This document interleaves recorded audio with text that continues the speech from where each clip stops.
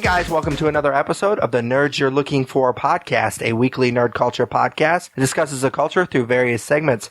My name, of course, is Patrick Kuhn, alongside my co-host, as always, that Tyler Hunt. How's it going, man? It's going great, dude. How are you? I'm good. I'm looking forward to this episode. It's one of my favorites of all year. We're going to do our top 10 favorite movies of the year 2016. And for longtime listeners, you guys know that means our friend from the Obsessive Viewer, Matt Hurt, has joined us. How's it going, Matt? Hey, guys. It's going great. Thanks for having me once again. I always look forward to this episode, too, because I get to be on your guys' show, and it's exciting. Oh, yeah, for sure. So What have you been up to? Not much. Just working a lot. I've been getting into getting back into video games a little bit. Oh, yeah? If you don't mind me kind of bringing that up, or if you were just asking in general sense. No. General sense. Go for it, man. Whatever you want to talk about. Okay, yeah, because I was actually really excited because on the Obsessive Viewer, my main podcast, I don't get a chance to really talk about video games or anything that's not movie or TV related. So recently I dug out my Mass Effect trilogy because I still have a PS3. I haven't upgraded to PS4 or Xbox One or anything. That's embarrassing. It is.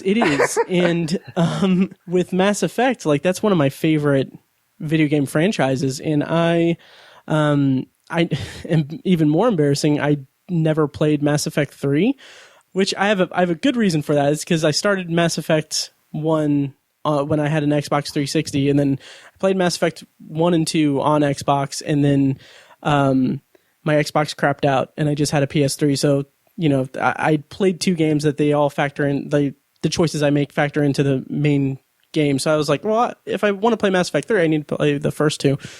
Anyway, that's a long way of saying I finally finished the trilogy, and I am super excited about it. I really like that franchise. Have you guys played it? Unfortunately, I haven't, so I really shouldn't shit on you too bad. No, it's one of those franchises that I've only heard really good things, and it sounds really cool. Like you were saying, you play the first two games, and that affects what your character does in the third game, which I think is phenomenal. I really like the Fable games, and those games were just like the choices you make in that particular game. Those choices didn't carry over to the next game. So the fact that they incorporated that into the whole series, I think, is really, really cool.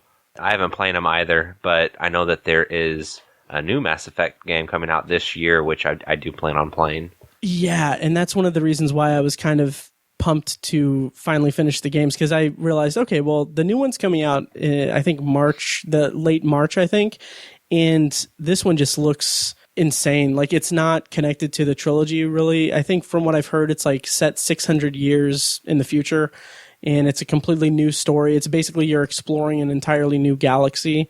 And it's like, I don't know, something about those games. It's like the way that the universe is like created and developed is so rich. Like there are so many different types of like alien races, and the story is really top notch. And there were moments like in the third game where I was like, man, this is hitting me kind of hard, because it's like they were playing up the emotional aspect of it really, really heavily, and it was really good. I enjoyed it, so I recommend it definitely if you guys, since you guys haven't played it. Oh yeah, for sure. It's something that I've wanted to do for a while, because I've heard kind of what you were saying is by the time you get to that third game, because they're interconnected, like we were talking about earlier, it does kind of hit you a little bit. Like I've heard people that talk about these games like almost like it's a religious experience. Mm-hmm. Yeah. Oh yeah. And like I'm someone who, when it comes to like sci-fi, and particularly like space opera sci-fi, like I never really got into Star Wars the way that I wanted to, and Star Trek I'm just now kind of getting into, but I wouldn't really call myself like a huge, like a mega Star Trek fan yet, at least. But with Mass Effect, it's like they have that detail in terms of the entire universe, that it's about as rich to me as, say, Star Wars is to a diehard Star Wars fan, or Star Trek is to a hardcore Trekkie. Just about close to that, because again, I waited like 4 years to play the third game, so I can't say I'm that committed to it. But yeah, it was a really fun experience. Cool, man. So for our listeners, maybe some new ones that haven't got to check out the Obsessive Viewer yet, what is the Obsessive Viewer, and where can they find you? Sure. The Obsessive Viewer is a weekly movie and TV podcast that I host with my buddy Tiny, and also Mike, he's on sabbatical from the podcast. How long are you going to be in denial? It's going to be a while. At first I thought, he's getting his master's degree. It's just going to be a little while. And then he and his wife got pregnant, and I was like, well, okay, well, they'll have the baby, and then he'll come back. And I still have, it's not over till it's over. We're actually not even recording. This was an intervention. You need to get over. He's not coming back, Matt.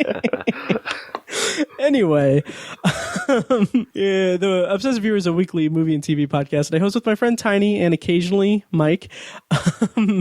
And that's just basically a weekly podcast where we talk about a general topic each week. I think we're going to kind of move away a little bit from the topic episodes and do more like movie review episodes and things like that. I have some fun stuff kind of planned for this year, but yeah, we do that. We also do Shocktober in Irvington, which you guys premiered your short at last Shocktober, which was super exciting. We do that every October here in Indianapolis. And let's see, I also have a solo side project podcast where I talk about the Twilight Zone as a first-time viewer, and I've also been reviewing Black Mirror as a bonus episode review series, essentially, which you can find the Obsessive Viewer at obsessiveviewer.com, and you can find Anthology at anthologypod.com.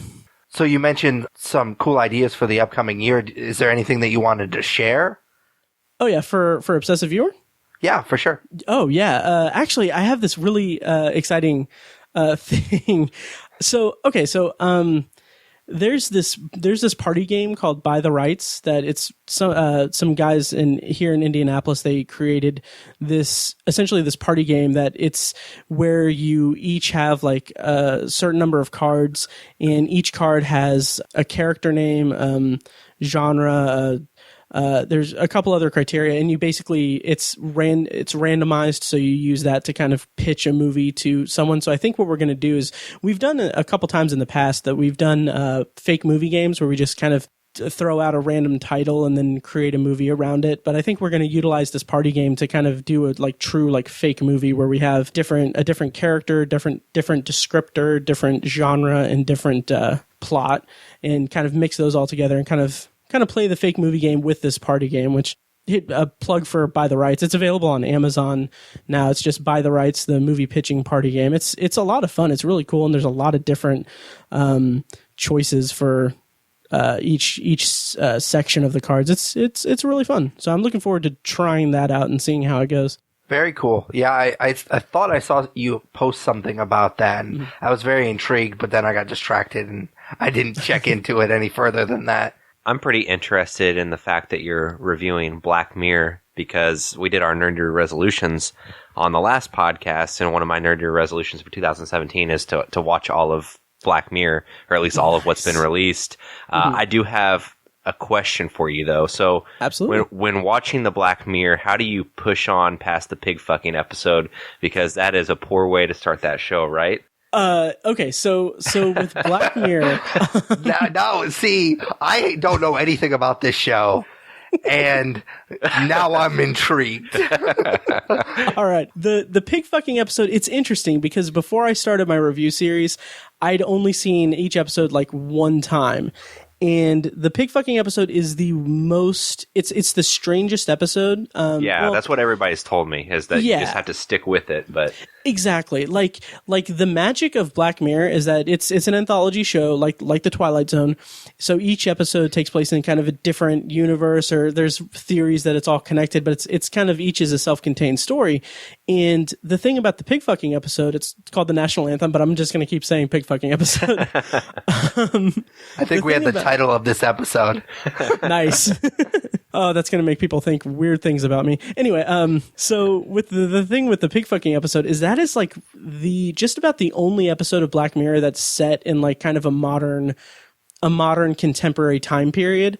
So like every other episode is set like in a distant future where technology is kind of like an aspect of technology is overtaking society to an extent. And I mean, with the pig fucking episodes, like people are tweeting and stuff. So if you watch just that episode, and then like it wouldn't necessarily be fair to kind of watch the episode and think, oh, that's what Black Mirror is like. If you push on past that and watch the second episode is one of my favorite episodes of anything I've seen. That's awesome. it's amazing. It's like a really great, like, dystopic future. It's fucking amazing. So yeah, so I would just say, just stick with it. Like and when I went back and watched it for the podcast, it was interesting because I came to it with thinking that, okay, well, this is a different type of episode than what I've seen, what the rest of the show is. But when I watched it under, like, having seen the rest of Black Mirror, I kind of saw it as, this is a pretty good, like, introduction to Black Mirror, because it is batshit insane. It's completely off the wall, but it is set in a conventional contemporary setting. And it's kind of an interesting way to kind of ease you into the series, because you're not being inundated with this really, like, deep, like, mythology based, like, technological society or anything. It's just kind of a simple story about a man and a pig. So it's really good. I can't speak highly enough about it, obviously, because I did a whole podcast series on it, but yeah. Awesome, man. I'll persevere then. Sweet. I forgot what we were talking about. So this is, like we said before, it's kind of a special episode. We do this every year, kind of about the same time each year. We're going to go ahead and kind of skip the usual segments. Normally we'd start off with what we're into, but Matt kind of started us off with a little Mass Effect talk and a little pig fucking discussion. So that's going to be kind of our what we're into. And so we're just going to kind of skip the usual segments. And so if this is your first episode, it's kind of an unusual episode. And we're just going to go straight into our top 10 favorite films of 2016. Like we always do every year, we're going to go ahead and make the distinction that this is our favorite, not the best. It would be kind of arrogant of us to think that we could pick out the 10 best films of 2016. Obviously, we'll go ahead and start at 10, and we're just going to take turns and make our way down or up the list, however you want to think about it. Since Matt is our guest, we usually just go ahead and start with him. So what is your 10th favorite film of 2016? Okay, great. Yeah. My number 10 is, I'm looking forward to talking to you about this in particular, because you actually brought it up on a recent episode. And I don't think you were too crazy about it, but it's Mike Birbiglia's movie, Don't Think Twice. Okay, cool. Yeah, which, I mean, I freaking loved Sleepwalk with Me. And I was really excited to check out Don't Think Twice. And I think this is one of those movies that I saw kind of late in the year. I was just kind of trying to get as many 2016 movies in before the new year, and it kind of just hit me in just the right spot. I think that Mike Birbiglia really proved himself to be a really talented director with Sleepwalk with Me, and I think that Don't Think Twice kind of raised the bar for him. Stylistically, there isn't anything that really stands out that much. Like in Sleepwalk with Me, there's a great, like, single take shot where he's walking through the motel and he's talking on the phone and he's going through all these things. It's like all one continuous take as he walks through the hotel and he goes to the elevator. It's just a beautifully done shot. There's nothing that really stands out in Don't Think Twice to that effect, but the thing that really struck me about it was how effortless he kind of made it seem that he had this ensemble group that each had their own motivations, and they worked together so cleanly, in my opinion, that they just worked together so effortlessly and so genuinely. And then I love that the kind of main crux of the movie is that it's how one person's success kind of alters the entire group dynamic. And I thought that was just a really well told story, and I thought that it was a lot of fun. But yeah, and I think, Pat, one of your criticisms was that it wasn't that funny, which I definitely agree with that. There was like one or two really funny, like, improv scenes, but I think that as far as comedy, it could have been a little bit better, but I just really liked the group dynamic in it. Yeah, I agree with you, and yeah, I don't think it's that funny, and I expect it to be funny when it's him, and that may just be me, like my expectations or what kind of failed me when I was watching this movie. Also, I think I mentioned that this is a movie, because I am a huge fan of him, that I really wanted to put in my top 10, like before I even watched it. And I shouldn't do that. I know I shouldn't do that because my expectations are way too high. And then I get disappointed, because I think I did that a couple of years ago with The Wolf of Wall Street.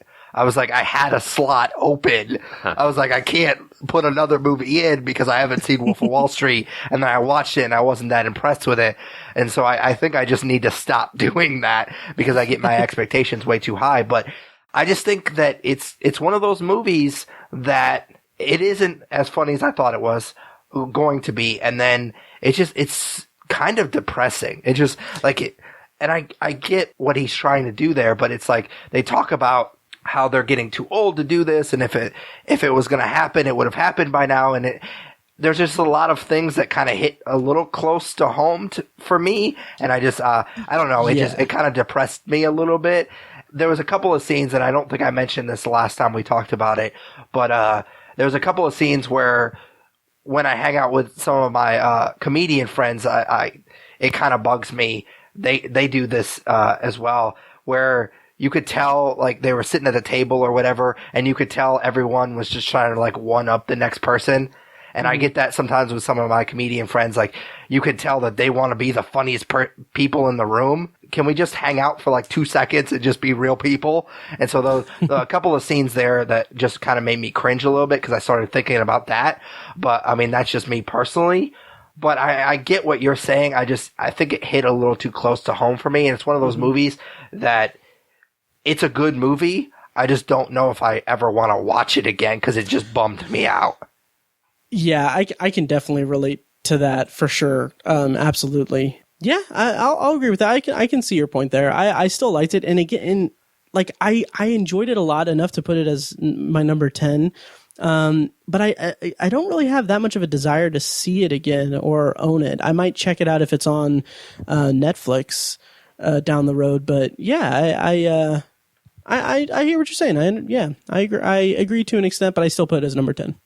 Yeah, I would definitely recommend it for somebody to watch, especially if somebody is interested in like improv and stuff like that. Cause I mean, they do have a lot of improv scenes in it.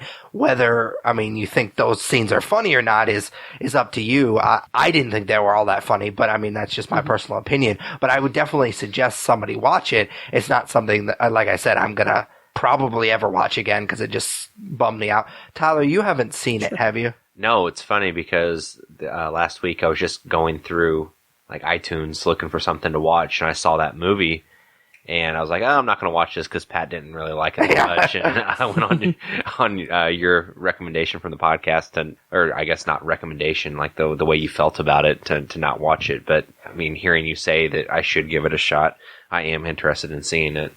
Yeah, for sure. Like I said, I would definitely recommend it. It's just that kind of keep your expectations a little bit lower and just be prepared to be kind of bummed out a little bit. So, Tyler, do you want to go or do you want me to go? It doesn't really matter to me. I can go ahead and go. Okay, yeah, go ahead. So my number 10 is a movie that I had to eat crow on the podcast, and that is Arrival. Just because for anybody who didn't hear those few episodes where we kind of talked about that movie, I had no expectations for it, had no interest in seeing it. I thought that they were just kind of trying to make a movie about language seem fancy and, you know, exciting by adding aliens to it. And Pat thought the other way around and was really looking forward to it. And then reviews started to come out and everybody said all these amazing things. So I did go check it out and ended up liking it quite a bit more than I thought I would. Obviously, it's on my top 10 of 2016, so I did end up liking it quite a bit.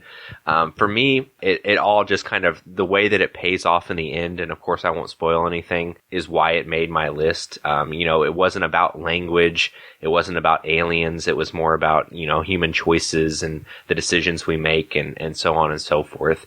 And just that insight into the human mind, and especially Amy Adams' character, and the decisions that she makes throughout her life based on the gift that she receives from the extraterrestrials, for me, is kind of what put this movie in perspective for me. I mean, you know, at its core, was it a movie about language? Like, yeah, absolutely. She was a linguist, and that's why she was brought in by the government to talk to these aliens. But, you know, it all came together in the end, and this gift that they give the human race really pays off and kind of makes you think about the own choices that you make and whether you would make them if you had a second chance, so on and so forth. So, yeah, Arrival is my number 10. Yeah, when we do these lists, we all have fairly similar tastes. And so I'm always kind of nervous, like, when's somebody going to bring up the first movie that's on my list as well? And this is, I mean, it didn't last very long. Don't think Twice is not on my list, but Arrival is on my list later. Yeah. So obviously I'm not going to talk too much about it, except for the fact that you should probably listen to me more often. Matt, have you seen Arrival? I have, yes, and it is on my list later. Okay, cool. So I'll just go ahead and move on to my number 10, which I feel like I'm starting off with one that may be a little bit unpopular. My number 10 is Star Trek Beyond. I say that it's unpopular. It might be an unpopular opinion. I mean, it is 84% on Rotten Tomatoes, but I know most fans think that it's the worst of the three of the movies of this current timeline, whatever they want to call it. I don't know that there's a word for this timeline, but I don't know it off the top of my head. It's the Kelvin timeline. Okay, cool. I'm gonna forget that almost immediately. Nerd. But actually, when we reviewed this movie when it came out, I actually said at the time that I thought it was the best of the three. I think I'm gonna backpedal a little bit on that. I've rewatched it. And I think the first one, and I've already forgot the timeline. Yeah, you don't have to say it again. And I think the first one is probably the best, but I do think Beyond is, I wouldn't say a lot better than Into the Darkness, because I like all three movies, but I definitely think it's a second best. The action's really fun in Star Trek Beyond, like the other two films, but what I think this film does that I don't think a lot of people give it credit for is I think the character work is really good. I think there's some stuff early on with Kirk and his dad, it being his birthday. I think that stuff hits really well, especially given it the third film, still kind of bringing some more character work into the franchise, I think is impressive. And there's some stuff with Spock and Bones, which is a relationship we haven't really got to see much in the first two movies, and I think it really works in this third movie. Actually, when I first saw this movie, when we reviewed it, when it came out, I actually assumed it would be a little bit higher at the time on this list. But the more I thought about it, and I've actually watched it, I think twice since we reviewed it, the villain thing kind of bugs me a little bit, because it does have a pretty weak villain, and I mean, not only is his motivations kind of weak, but the character itself is just not very well developed, and it just hurts the rewatch. Like, I mean, when we saw it in theaters, it didn't really bug me that much because I was just kind of blown away by the visuals and some of the other character work that I just talked about. So the villain thing I kind of overlooked a little bit, but since I've rewatched it, it does kind of hurt the rewatchability of this movie. And it's really weird because you have this great actor playing the villain and you kind of hide him in a bunch of makeup and prosthetics, and it just seems really weird. And they don't really flesh out, like I said, his motivations or really, I mean, a whole lot about the character at all. So it's kind of disappointing, and that's why I knocked it down a little bit. But yeah, I definitely think this is an underrated movie for sure. I think I said it when we reviewed it, but why would you take Idris Elba, such a beautiful man, and just cover him in all those prosthetics? Oh yeah, for sure. I agree completely. And it's funny, this movie isn't on my list, but I kind of feel like it should be. I kind of regret a little bit not having it on my list because it is a really fun movie. It is, and it's really fun. And like this past year, I got into Star Trek proper. I watched the entire original series, and I actually just recently watched all of the original series movies. And these are characters, the original series characters that are the characters in the Kelvin universe. These three movies. Those are characters that I've grown to really love. Like I absolutely love them as characters. And I really, really love this iteration of them as characters, like Chris Pine, Zachary Quinto, Carl Urban. Like they're really great at capturing the essence of what those original series characters were. And this movie really kind of paid respect to that by having them like kind of splinter off and be their own, like do their own things kind of separate from one another. So like Pat, like what you said about Spock and Bones being grouped together, like that's freaking awesome. Like I had a grin on my face the entire time, but I agree that the villain thing is a little weak. And what's frustrating about that is that the actual kind of the way that the character kind of how to say it without spoiling it, the way that the villain is, the motivation of the villain, I should say, is a really interesting like counter to like what Kirk is going through throughout the movie, but they don't do anything with it or really make that clear until like the end of the movie, and that was just a really huge missed opportunity for me. But I really like the movie. I own it on Blu-ray, and it's a lot of fun. Oh yeah, for sure. So what is your number 9? Okay, it's my turn. So yes, my number 9 is Swiss Army Man, the farting corpse movie. This is another movie that I kind of saw late in the year, and I had seen trailers for it, and I was really intrigued by it because the trailers are just Paul Dano is stranded on an island. He's wanting to kill himself, and then he sees Daniel Radcliffe's corpse wash up on shore, and he basically uses like the corpse farts, and he uses like the farts to power him as a boat, and he uses all of these like bodily functions to use him as like a multi-purpose tool thing. Just from a plot perspective, this movie is batshit insane. It is completely weird. And what I respected about it is that it wears that weirdness on its sleeve. It doesn't make it doesn't really try to, it doesn't pander to a wide audience or anything. It's just this very weird movie about this guy with this farting corpse. And what surprised me is that throughout the movie, it kind of develops into this kind of profound look at what it means to be human and to have human connections and the nerves that we all feel about interacting with other humans, and how what it feels like to be kind of an outcast or to be kind of a loner, and some kind of bits of profound stuff throughout the movie, or related to that kind of thesis. And it could have been a top 5 movie for me for sure, but the ending is interesting, and I won't give it away, obviously, but the whole movie, I was just thinking, like, how the fuck do you end this movie? Like, how this movie is so bizarre, and it's relentlessly bizarre in kind of a good way, and I was, like, kind of worried that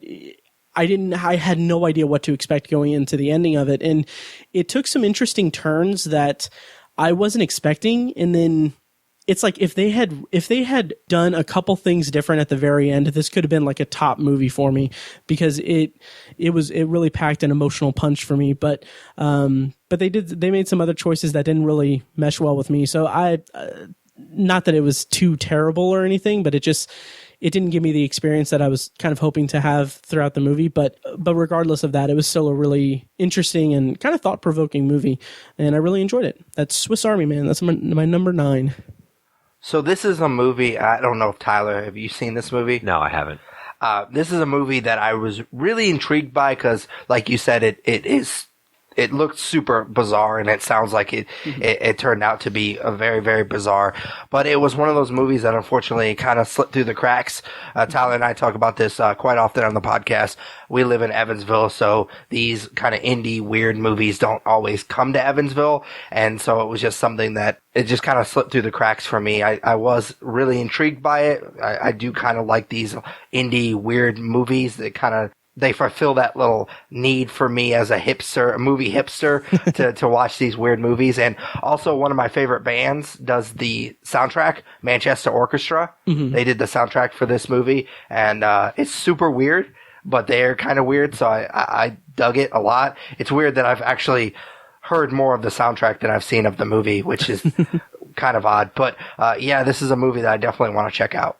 Nice. Yeah. And yeah, it's a shame because like even here in Indianapolis, this movie was, I think it was in theaters for a little while, but not nearly as accessible as, higher profile movies. So like, even though I had like a year's worth of Movie Pass last year, I missed out on seeing it in the theater. I actually had to rent it on Google Play last month, but that's kind of one of the downsides to not living in like a huge city is that a lot of times these movies are like stuff that I have to catch up on like in December on Google Play after missing it in theaters. Yeah, for sure. Tyler, what's your number 9? Number 9. I won't spend too long on this movie because I just talked about it last episode. So my number 9 is La La Land, which I saw just last week. So yeah, I went on about this movie for what I was into on the last episode, like I mentioned. And what I said still holds true. Like I had downloaded, since I've talked about it, I've downloaded the soundtrack and have been listening to it quite a bit. And I just love the music in this movie so much. And that's one of the big parts of the movie that I like, is I talked about the choreography and a couple of set pieces in the movie that I really liked in the last episode, specifically the intro number of them on the exit ramp in LA.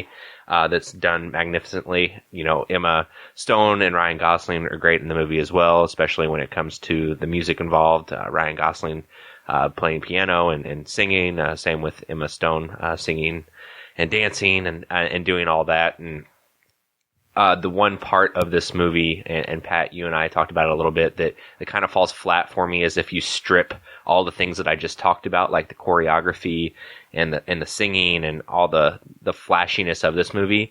I think that the relationship story between the two characters could be stronger, but you know, this is just a great throwback movie. I had a lot of fun watching it, didn't know what was going to happen, and left the theater feeling really satisfied having watched it. So it did find a place on my top 10 at number 9. Nice. I'm going to talk about this movie later in the episode. Okay, so I am going to get this out of the way. This movie is not on my list. I actually just saw it. I think it was the night that we recorded the episode in which you brought it up. Yeah. And it is how am I going to put this? I appreciated all of the things as a movie viewer and appreciator of the arts. I saw why everybody liked it. I just didn't get into it. Like, I appreciated the direction, I appreciated the choreography and the music and everything, and the songs were really fun and they were catchy. I just didn't like it. Like Tyler said, when you strip it away, it's just not a very interesting story. Ryan Gosling's character is just not somebody that I want to root for. And I don't know, it just seemed like a kind of generic rom-com when you take all the flash away from it. It just kind of bummed me out because I wanted to like it, and I don't know, I felt really, really bored most of the movie, which is surprising. That's fair, and that's really interesting, and I'll have more to say about it later. But that's really interesting. To each their own. Yeah, I like I said, I really wanted to like it. And my wife really liked it. I mean, she's bigger into musicals than I am, but I think I kind of bummed her out while we were walking out of the theater because she was like, "Oh yeah, that was really good. Did you like it?" I was like, "Not really." Like, I didn't want to be like Debbie Downer or anything, but I was just like, "Nah." She's like, "What? Like, you didn't like it?" I was like, "Nah, not really. Like, the story was just kind of boring." Like, when you're watching a romantic comedy, which is kind of what this is.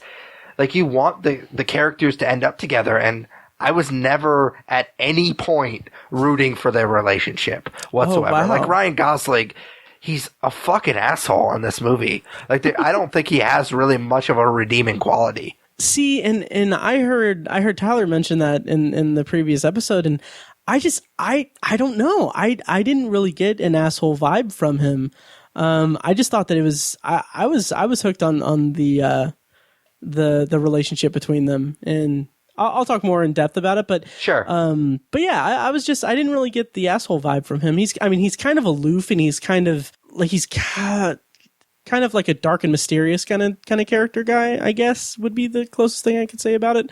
But I never really got like an asshole thing of it, but maybe that was just me wanting them to get together. All right. So, my number 9 is, Zootopia. And I'm actually really happy / surprised that this movie won for Best Animated at the Golden Globes. Mm-hmm. It came out March 4th, and generally films that come out earlier in the year tend to get forgotten when it comes to award season. You can remember the Lego Movie, which came out in February. Was it last year or 2 years ago? 2 years ago. Yeah, a couple years. Got completely snubbed at the Oscars, and so obviously that was ridiculous. But so I'm glad that they didn't forget about this movie because I think it's fantastic. Like I said, I've said this before on the podcast that Tyler and I are big fans of the animated genre. Most of the animated movies are for kids, but the genre's at its best when there's content for adults, when the creators understand that adults are going to have to watch these movies with kids, so they put in things that adults can appreciate. And this movie is kind of the perfect example of that, where it has a great theme for kids. And I mean, it's about animals, so kids are going to be drawn to that. But when you get down to it, especially the third act, it's kind of like a thrilling crime drama. And there's a Breaking Bad reference in there. And so, I mean, there is some stuff for adults in here. And so I think that's kind of where this genre is at its best, and this movie kind of is a perfect example of that. It also doesn't hurt that it has state-of-the-art animation, which you would come to expect with a big studio movie. We're getting to the point where it's almost like you shouldn't even talk about the animation in animation movies because they all should be great now. Because we have this technology, you should never really see a shitty animation because at this point with these big studios, they all should have pretty good technology. But I just really appreciated how meticulous they were in designing the world that they lived in. Like Zootopia has all these different areas, and I thought that was really cool. And they didn't have to put that much detail into it. And so I think that was something that I talked about the rewatchability with Star Trek Beyond. I think with this movie, all that detail only helps the replay value because you're going to catch things, and I've caught things. I've only watched this one other time since I saw it in theaters, but I've already caught a few things here and there that I didn't catch just because the first time you see a movie, you have to pick up on all the plot details and stuff like that. So you don't get to catch the little stuff that you get to on the second or third viewing. So I definitely appreciated a lot of the detail that went into this movie. And I know Tyler's a big Disney nerd, so he may take offense to this, but I would put this movie up with like most of the Disney classic, like the animation classics that we think of, like The Lion King and Aladdin. I think I would put Zootopia up with those types of movies. Yeah, I mean, I won't spend too much time on it because it's gonna pop up here in a little bit for me. But yeah, it's a great movie on a lot of different levels for, like you said, kids and adults. Nice. Yeah, it didn't make my list, but man, this was such a great year for animated movies, just in general. Like there were so many like pretty high quality movies that this didn't make my list, but another animated movie did. And also I saw this movie once in the theater at night by myself when I was really tired, and I felt really creeped out because it was kind of soon after the release. So I was like the one 30-year-old guy by himself at a kid's movie. So I felt kind of awkward, but it's something that I'll need to revisit, but I really, really liked it when I saw it. So, yeah. Have I ever told you the story of the time that I thought it was appropriate for me to go see Rango in my pajamas? And it was like the weekend that it got released, so there was like 1 million goddamn kids there. And I was very, very uncomfortable. A really fun movie. I really like Rango a lot. But yeah, I won't do that again. It could have been worse. You could have been wearing a trench coat or something. Oh, yeah. Well, I mean, I could have just not had pants on at all. Right. Oh, that's awesome. Yeah, Zootopia, my number 9. So what's your number 8? My number 8 is actually Deepwater Horizon, which... Really? Huh. Yeah. Marky Mark. I didn't expect us to be talking about a Mark Wahlberg movie. Oh, yeah. Well, the funny thing is that I don't know what it was about Deepwater Horizon that kind of it hit me in a good spot. I saw it at a good time, and it just hit all the right beats for me.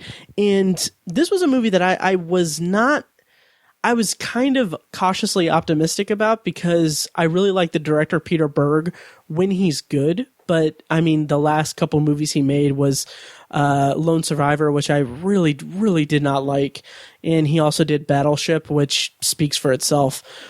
But Deepwater Horizon, I felt like was kind of a return to form for him because he kind of has this, he's kind of carved this niche where he is doing these docudrama films that are based on like real life events. And like I said, he hits or misses.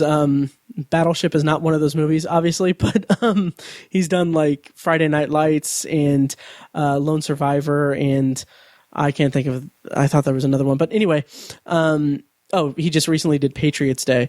But anyway, Deepwater Horizon was just this movie that I thought was really, really fascinating. That it's, first of all, visually, it's astounding. It's just, visually speaking, it is freaking amazing. Like, the visual effects are really out of this world good, and it's really, they spend so much time just showing you the day-to-day life of these people on this rig, that when the, I don't want to say action, but when the tragedy strikes of it, it's like you feel the emotion of it, and you feel the adrenaline that the characters are feeling. And it's just, I thought it was just a really well put together movie. And it kind of leads up to toward the end, where there's this scene where Mark Wahlberg is walking through either a hotel or a hospital or something, and he's kind of in a daze, and I loved that scene. I thought that was really well done, and I was pleasantly surprised. So that's why I put Deepwater Horizon at number 8. Well, I am surprised that it made your list, because it honestly, like, I mean, I take your opinion pretty highly, but it's not something that really intrigued me. I don't think that he's a very good actor, and I don't know. It didn't seem like anything that I'd be interested in, but maybe I'll check it out if it's like on Netflix or something. Yeah, I recommend at least checking it out, but I can definitely respect not wanting to see Mark Wahlberg, because he, at his best, he's pretty good. Yeah. At his worst, he is just bland, like really bland. But here, I thought that he did a really good job at being just kind of an everyman character, which is kind of what he's best at, is just kind of doing the everyman character thing. So I liked his performance, but when I think about Deepwater Horizon, I think more about the visual effects and the kind of the group effort of it. And I don't think that he really gave the most Oscar-worthy performance or anything, but it didn't detract from the movie. Yeah, I mean, this movie wasn't even on my radar to see, if I'm being honest. I don't know, like, Mark Wahlberg's just kind of found his niche with these disaster movies, right? Like, this, and then I know Patriots Day just came out, and that's not so much a disaster movie, but it seems like he's playing like the American hero a lot. And yeah. I mean, like you said, he does well, I guess, at the everyman, or what would you say, everyman type role. But I don't know, like Pat, I take your opinion. I take your recommendations seriously, so I think that I'll give this a watch whenever it pops onto Netflix or something similar. But yeah, that's surprising to me. I don't know. I just was never on my radar. Cool. Yeah, I recommend checking it out. And again, it could be, I haven't revisited it since I saw it in the theater. And when I saw it in the theater, it was one of those days where I was just like, I needed a distraction. I needed to just go see a movie, and it was kind of one of those days. So it may have been more just me seeing it, because like no one is really talking about it that much, especially in like end of year lists or anything. And I kind of feel like it's either being forgotten, or maybe it just hit me at just the right time. So it'll be very interesting to see how it fares when I revisit it down the line. Awesome. All right. So my number 8 is a movie I talked on the podcast about a few months ago. It's Hunt for the Wilder People, which is the newest movie from oh my god, I'm excited for this. Taika Waititi. Not bad. Not bad. Who, like I mentioned when I spoke about it the first time, is probably most known for What We Do in the Shadows, and at the end of this year, what he's going to be best known for will be the newest Thor movie that he is directing. But just to sum up this movie really quick, it's about a man who goes into the New Zealand bush with his adopted somewhat nephew, while the authorities are looking for him, and hilarity and craziness ensues. But this movie does star Sam Neill and Julian Dennison, who plays the kid, who's relatively unknown. This movie was just a lot of fun, and there was a lot of heart to it that I wasn't expecting. The dynamic between Sam Neill and the kid is hilarious, kind of once they get thrown into their situation, and I really enjoyed how their relationship developed throughout the movie, and then the heart of it as well, just watching the bond grow. I don't want to spoil too much, but basically Sam Neill was married to... His character was married to the aunt, in this case, who adopted the kid, and she passes away unexpectedly towards the beginning of the movie, so he's basically stuck with this kid. He never had any intention of adopting or bringing into his life, and, you know, once they get thrown into the New Zealand bush, their relationship grows, so it's kind of a cool coming-of-age story for the kid, Ricky. And just watching Sam Neill's character kind of take to him throughout the movie, and again, with it being Taika Waititi's film, he directed it and he wrote the screenplay. There is a lot of humor in it, just like there was in What We Do in the Shadows, but there is definitely more seriousness to this movie as well. So I think that this really went under a lot of radars. I haven't seen it on hardly any top 10 lists for the year. You know, it's not been nominated for much, I don't believe, and I think that's a shame because it's a really great movie. Yeah, but What We Do in the Shadows didn't really capture a lot of people either. Yeah, but I mean, that movie was, you know, straight comedy. And while the comedy was great, like we've talked about it a few times on the podcast, this movie does have a more serious undertone, and there's more character development and so on and so forth. So I am surprised that it didn't get picked up a little bit more. Yeah, it's definitely a movie that I want to check out. I am a big fan of him. I'm not even going to try to butcher his name. He was for sure the best part of What We Do in the Shadow. Yeah, absolutely. Which is saying a lot because I really, really like that movie quite a lot. And so he was definitely the best part of that movie. And he, from what I understand, like from the interviews and stuff I've seen, he seems like a pretty cool guy, and he seems really, really funny. His episode of At Midnight a long time ago with the three of them was really funny. So yeah, it's definitely a movie that I want to check out. Awesome, man. Sweet. I haven't seen this movie either. It's on Hulu, and I didn't get around to seeing it, but I've been very anxious to see it, so I'll circle back and check it out sometime this year. Yeah, man, it's great. All right, so my number 8 is Deadpool.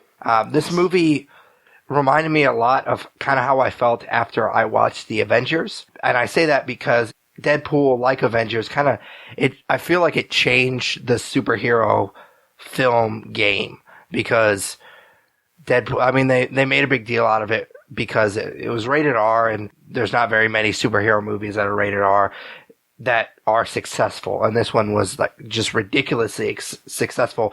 And we talked about it afterwards, that Hollywood tends to learn the wrong lesson, and so we're going to see a lot of R-rated superhero movies after Deadpool, because they assume that that's the reason that it was so successful, because it was R-rated. No, I mean, Deadpool was successful because it had the strong following that expected. And I don't even necessarily want to say expected.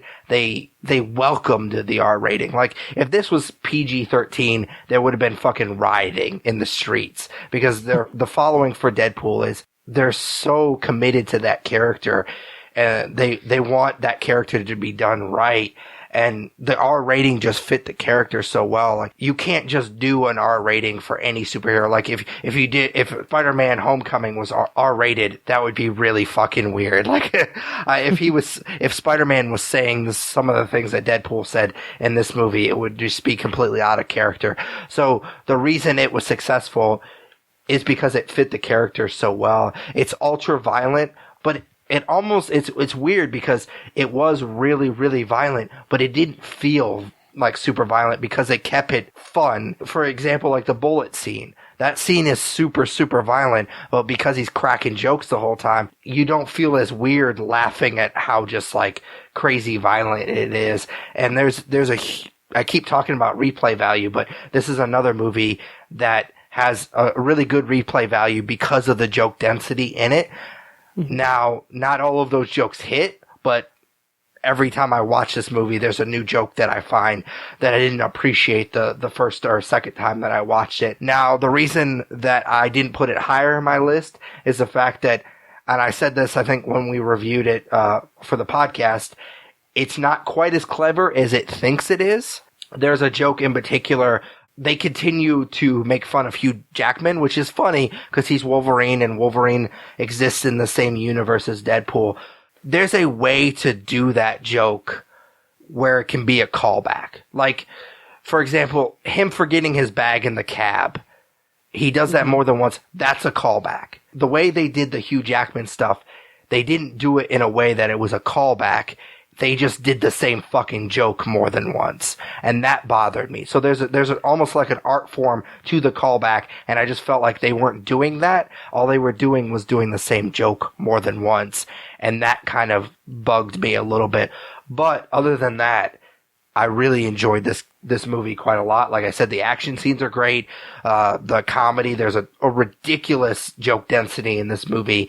And that R rating and just how ultra violent and just how just profanity laced the character is. It just really works for this movie. So that's why I really enjoyed it. And that's why it's number 8 on my list. Sweet. This movie actually, it didn't make my list. Shockingly, because I loved it. And again, that's another reason for that is I haven't revisited it since the theater, but I loved every second of it. I did have some issues with it. Just I thought that the storyline was a little formulaic, but the content of it I was on board for. So maybe I'll rethink it when I revisit it down the line. Cool, man. Yeah, this movie did not make my list either. It would have been an honorable mention had we done those, but kind of same boat as Matt. Like I loved it. It's a great movie. I've rewatched it since theaters. For me, it just doesn't hold up as much after that first viewing in theaters. Second and third time I watched it, I noticed little things that I didn't like. I also agree that it's a little formulaic, but of course I did enjoy it, and I'm looking forward to the sequel. For sure. Nice. All right, so we're on to number 7, correct? Yes. So it's what's your number 7, Matt? Okay, cool. My number 7 is Captain America: Civil War. And I feel kind of bad having it so low on the list, but my top 6 are well, there's a couple that I kind of feel like I could swap this for, but I mean, I think that out of all the movies I saw last year, Captain America: Civil War is like probably the most rewatchable and the most enjoyable movie that I saw in theaters all year. It's just such a freaking blast. And it holds up so well. I've watched it probably 3 or 4 times, and it holds up so well. And what I love about it is that this movie has the emotional core of the story. It plays that out really well, but it also has the kind of cheeky, fun, kind of comic book edge to it, where like I'm talking about like the airport scene versus the climactic fight scene at the end. Like those two sequences, they're really powerful in their own way, and they're really great sequences. The airport sequence is probably my favorite Marvel Cinematic Universe sequence since the franchise started. And that is this fun, like, sibling rivalry kind of fight that's they're pulling their punches and everything. And then, like, it just amazes me that this movie can juggle that type of tone with the raw, emotion-driven conflict that happens at the end. I just think that that's just a really great exercise in juggling two very separate tones in the same movie. I thought that it was really well done, and the action scenes were just amazing, and I loved it. That's my number 7. That's Captain America: Civil War. All right, so this movie is higher up on my list, so obviously I'm not going to mention it now. Tyler, I'm assuming it made your list as well. You don't fucking know me. But yeah, I know you. But yeah, it is. All right, so we're just go ahead with your number 7. My number 7 is Moana. Cool. Which is a movie that I enjoyed quite a bit. So, spoiler alert, there's a few Disney movies throughout the remainder of my list. They pretty much own everything I like at this point. But Moana, in particular, you know, it being mostly an original property, kind of called back to some of those more classic Disney movies that you were kind of relating Zootopia to. For me, this movie, I really liked the heart in it. The performances were amazing. I was really surprised by how much I liked The Rock aka Dwayne Johnson, as Maui. He really brought a lot to the movie. And I mean, the music is amazing. I talked about how much La La Land was great because of the music choreography. For me, I enjoyed this music even more. It was, of course, done by Lin-Manuel Miranda, who did Hamilton. So, of course, like, every song is on point. I've downloaded this soundtrack as well and love it to death. It's really great stuff. The one issue I do have with it is at times it does get a little formulaic into that kind of Disney stereotype, I guess, as far as storytelling goes. There are a couple twists and turns here and there, but besides that, like I said, the heart of the movie and the relationship that develops between Maui and Moana, and just how beautiful it is. Like, water plays a large part of this movie, and I know you said that at this point every animated movie should be beautiful, and I do agree with that. But water isn't probably I could imagine, not the easiest thing to animate, and not only is water a big part of this movie, but it's also kind of like character, and it's gorgeous. So Moana, I hate to play up to my Disney nerd stereotype, but it is my number 7. Yeah, I saw this movie, and I mean, I liked it. It's a fine movie. I mean, I agree with everything that you said. I don't think that, I obviously didn't enjoy it as much as you did because it's not on my list, but I mean, it's a fine movie. Cool. I did like the music quite a lot, though. I will completely agree with you there. Nice. I'm going to be talking about this movie very soon. Yeah, that's what I'm talking about. All right, so I'm the only one that didn't include that movie. Awesome. So, Tyler had to eat crow a little bit earlier with Arrival. I definitely have to eat crow, and I've ate a ton of crow about this movie already on the podcast. But my number 7, and Tyler's already smirking because I'm pretty sure he's already figured out what it is The Jungle Book.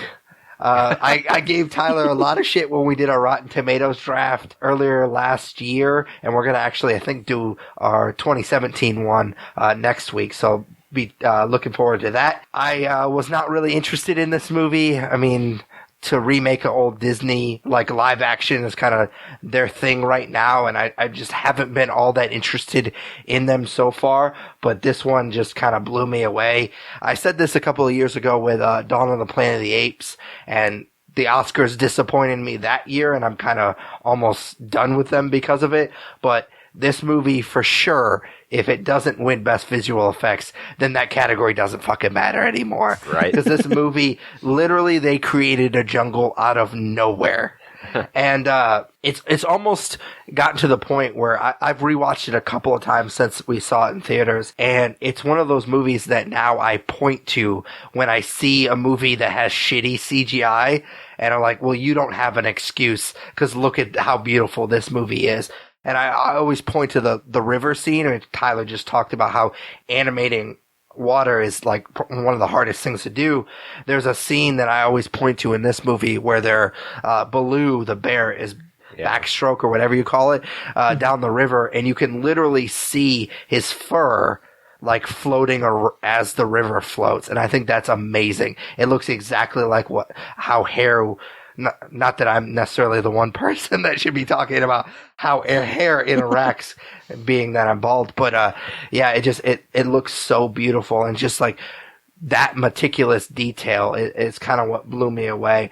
I know he won't get the nod, but I think Jon Favreau should get some credit for his directing, because it wasn't the best performance, but that kid is basically acting to nothing the entire movie, and he got a decent to sometimes good performance out of him. Yeah, and he's never acted before. Exactly. So I think that you almost have to point that in the way of the director and give him a little bit more credit, because he got a pretty decent performance out of someone that's never acted and who is acting to almost nothing. So I think that he should get more credit than I think he is currently getting. I don't necessarily think that I know that a few people were upset that it didn't really follow the animated version as well as it probably could have, but I'm not as fan of it as Tyler is, and so I didn't mind that they changed it up a little bit, and not too much, but a little bit. Obviously, they dropped most of the songs, which I didn't really have too big of a problem with. I will say that I thought it was weird that one of the only songs that they did do, they let Christopher Walken sing, and if anyone saw that weird live version of Peter Pan, they should already know that Christopher Walken can't sing. And it's really weird that they gave him like one of the only songs, and it's super, super distracting. Like, I kind of understand why they cast him as King Louie, but also he has one of those voices that doesn't really work for animation, because I've said this in the past where I think it's good to get somebody that we can recognize, but it doesn't overpower. Like, it doesn't distract you from the movie. And he has too unique of a voice that you immediately think, oh, that's Christopher Walken. And so it kind of distracts you and takes you out of that movie. So I don't think that he necessarily, obviously he doesn't have a very good singing voice, but I don't think he necessarily has a voice for animation because his voice is so unique that it takes you out of the movie. But other than that, I think it's just a phenomenal movie. The storytelling's great. The animation, like I said, is just out of this world. And the acting, despite it being his only performance so far, it was decent to sometimes good. Nice. That's fair. This didn't make my list, and it wasn't really in contention for my list at all. This is a movie that I just didn't get. I didn't get the fervor for it that everyone else did. I thought it was fine. The animation I thought was really good, except I had some problems with the scenes with like rain against the fur of the animals. Something about that just didn't really work for me. And I thought the kid was just terrible. I could not get past his performance, but yeah, I mean, to each their own. It didn't make my list. I'm going to be talking about this incredibly soon. Nice. All right. So what's your number 6, Matt?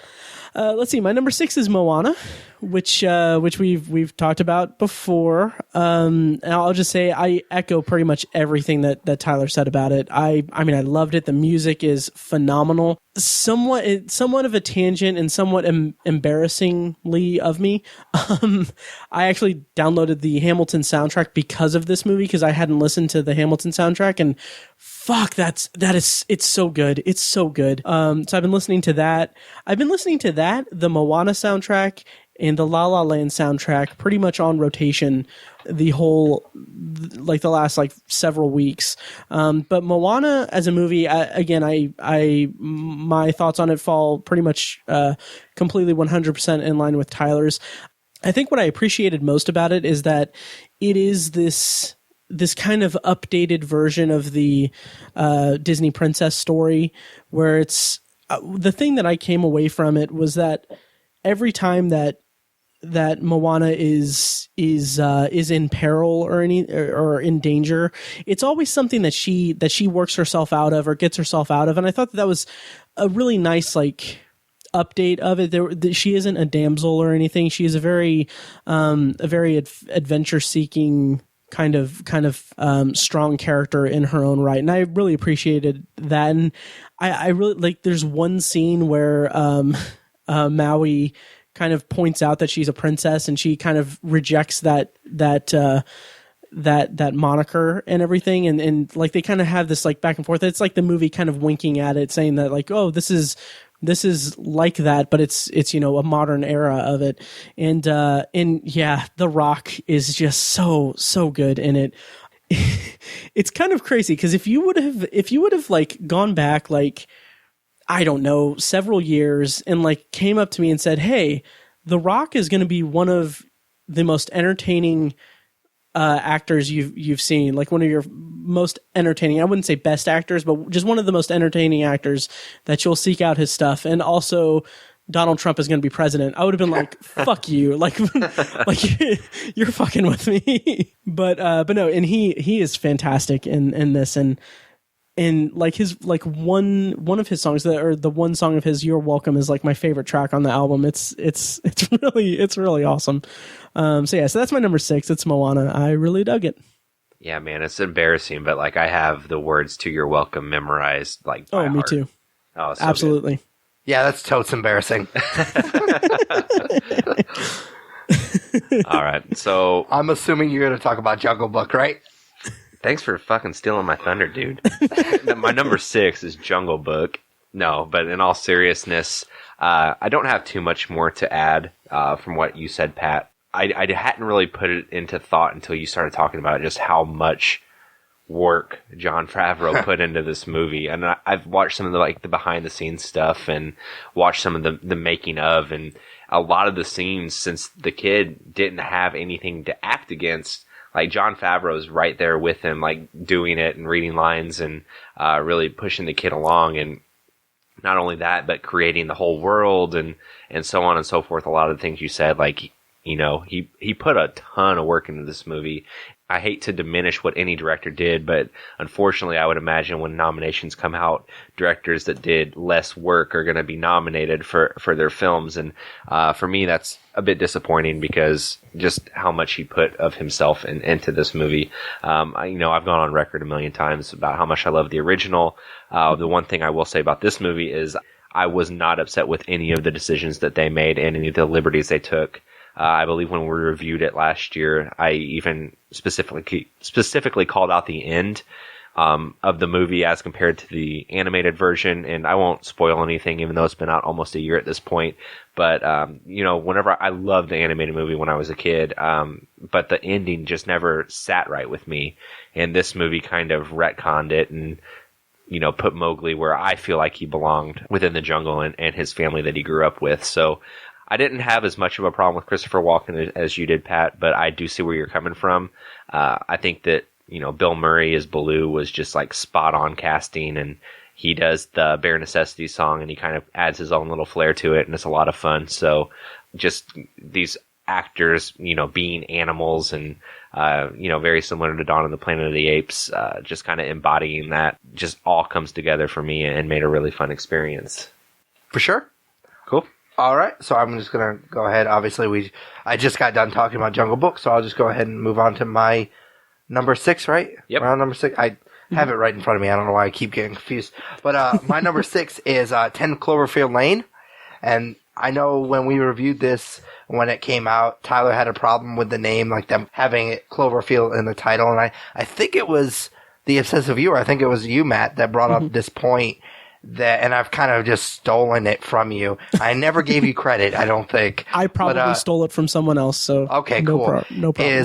Cloverfield is almost like a brand now, and I really liked that because these movies aren't really related, and I guess I could see where you could say like they're just trying to brand it as they took this one movie and kind of threw the brand of Cloverfield on it just to sell tickets. And I can see that argument. But honestly, like the more I think about this movie and the more I've watched it a couple of times since I saw it in theaters, it reminds me a lot of how I felt after I watched Cloverfield, because Cloverfield, the original, and 10 Cloverfield Lane, it's really about the characters. Like, I know I've heard people complain about the monster in Cloverfield and the monsters in 10 Cloverfield Lane. Mm-hmm. But for me, the monsters aren't that important. The monsters are just what brings the characters together.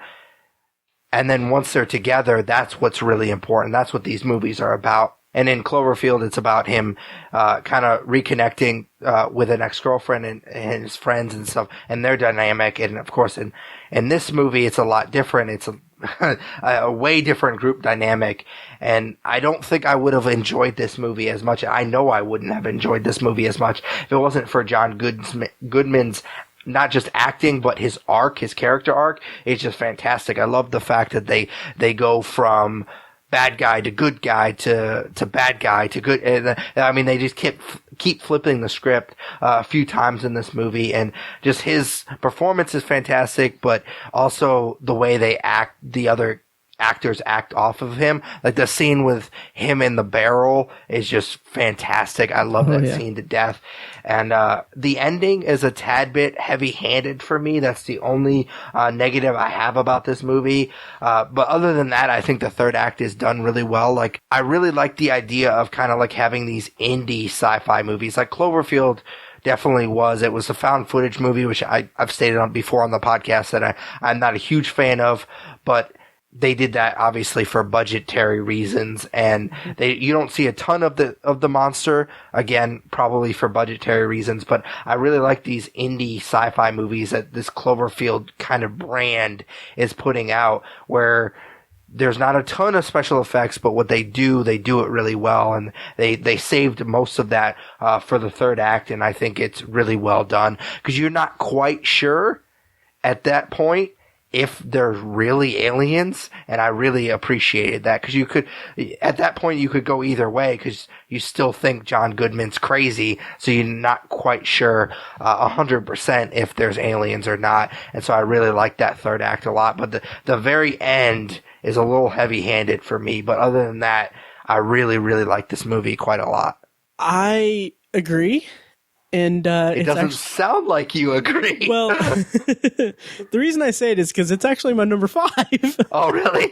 Yeah. Is it my turn? Tyler, do you want to say anything on that? Well, you can go ahead and say your number 5 piece on it, and then I will say my piece on it. That's fine. Gotcha. Okay. So my number 5 is 10 Cloverfield Lane. And yeah, I agree with you. I agree with you. It's really, God, I love it. I really loved it. It's funny because I remember when Tyler brought that up on your guys' podcast. It's funny because we just recently did our year in review, and we had Mike on, and that is that's kind of a similar conversation that I had with Mike on the Obsessive Viewer about it just a couple weeks ago, because he couldn't really get past the Cloverfield branding of it, which I can understand that. I just don't agree with it, because I didn't see it as a hindrance to the movie at all. But like you said, I do like that there is a Cloverfield brand, that they're not connected. They're just their own thing, and they're kind of connected just in tone and just in a thematic link and not any narrative link. And I really appreciate that about what they're doing. And also, I freaking love that there is a movie on my top 10 list that if you were to look at my top 10 list 1 year ago, and like you could look at it and think, okay, well, there's some interesting movies, and there are movies that I probably hadn't heard about yet, but if I were to just show myself 1 year ago my top 10 list and show, hey, number 5 is this movie called 10 Cloverfield Lane, I would recognize Cloverfield but not have a fucking clue what it was. Yeah. And that's such a unique thing, that you have a movie that's part of a brand that just came out of nowhere. And I really liked that about it. And like you said, that barrel scene is freaking amazing. And I love the scene where they're playing the game, and kind of similar to what I said about Captain America Civil War, but when they're playing that game, you have these 3 characters that it's this really intense scene that is playing with both comedy and suspense and thriller aspects of it, to where like you have John Goodman just saying something that from his perspective is not anything to really bat an eye at. Even though it's phrased really weirdly, because he's a really weird character. And then you have Mary Elizabeth Winstead and John Gallagher Jr. just misreading what he's saying and just having this look of fear. And the way that they juggle like the humor and the suspense of that is just, that scene alone is one of the standout scenes of the whole year in movies for me. And I just thought that it was really phenomenal. And yeah, the ending, I didn't have many hangups on it, but the one thing that I did think about the ending was that it felt like they were trying to connect the main character's journey to follow a certain type of road, no pun intended, but like follow a certain trajectory for that character, or follow a certain theme.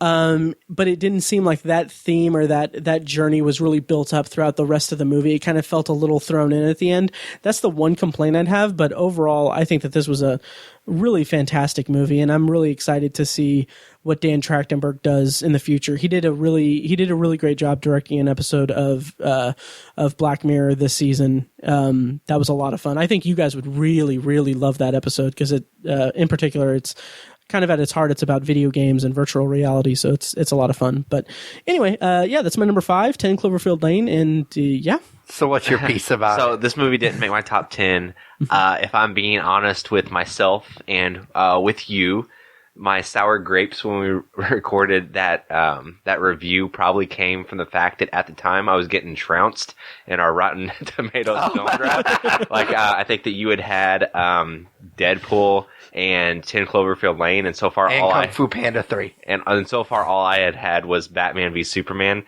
So I was just feeling bitter, I think, just because I was getting trounced, and obviously. But we'll get into that next week. Yeah. But I mean, that being said, it still bothers me. Like, I don't know, like, Matt's the anthology man, so I can see, why it doesn't bother him. Like Twilight, Black Mirror, like there's a banner there, but a heads up would have been nice. Like, hey, this isn't connected to the other one. We're going to do anthology stuff with Cloverfield now, and that would have been They called it a blood relative. It's unfortunate because I think that the next installment's pretty much already been leaked. Like it has a release date and stuff, which is disappointing because obviously the big part of the first two was that it came out of nowhere, and that aspect of this movie was amazing. That this movie just, like I said, came out of nowhere, and I agree with everything you guys said. Like, the performances were great, and the twists and turns and the back and forth with John Goodman's character was amazing. So I did find peace with this movie. Like, it's a movie I bought on Blu-ray. It's a movie that I did enjoy, just not enough to meet my top 10. That's all right, cool. So it's your turn, right? Yeah. Okay. So number 5, if you're keeping track at home, this is the third Disney film in a row, and that is Zootopia. Nobody's keeping track, by the way. That's a good point. I will put away my We're notebook. barely keeping track. I'm not even sure anybody's listening. But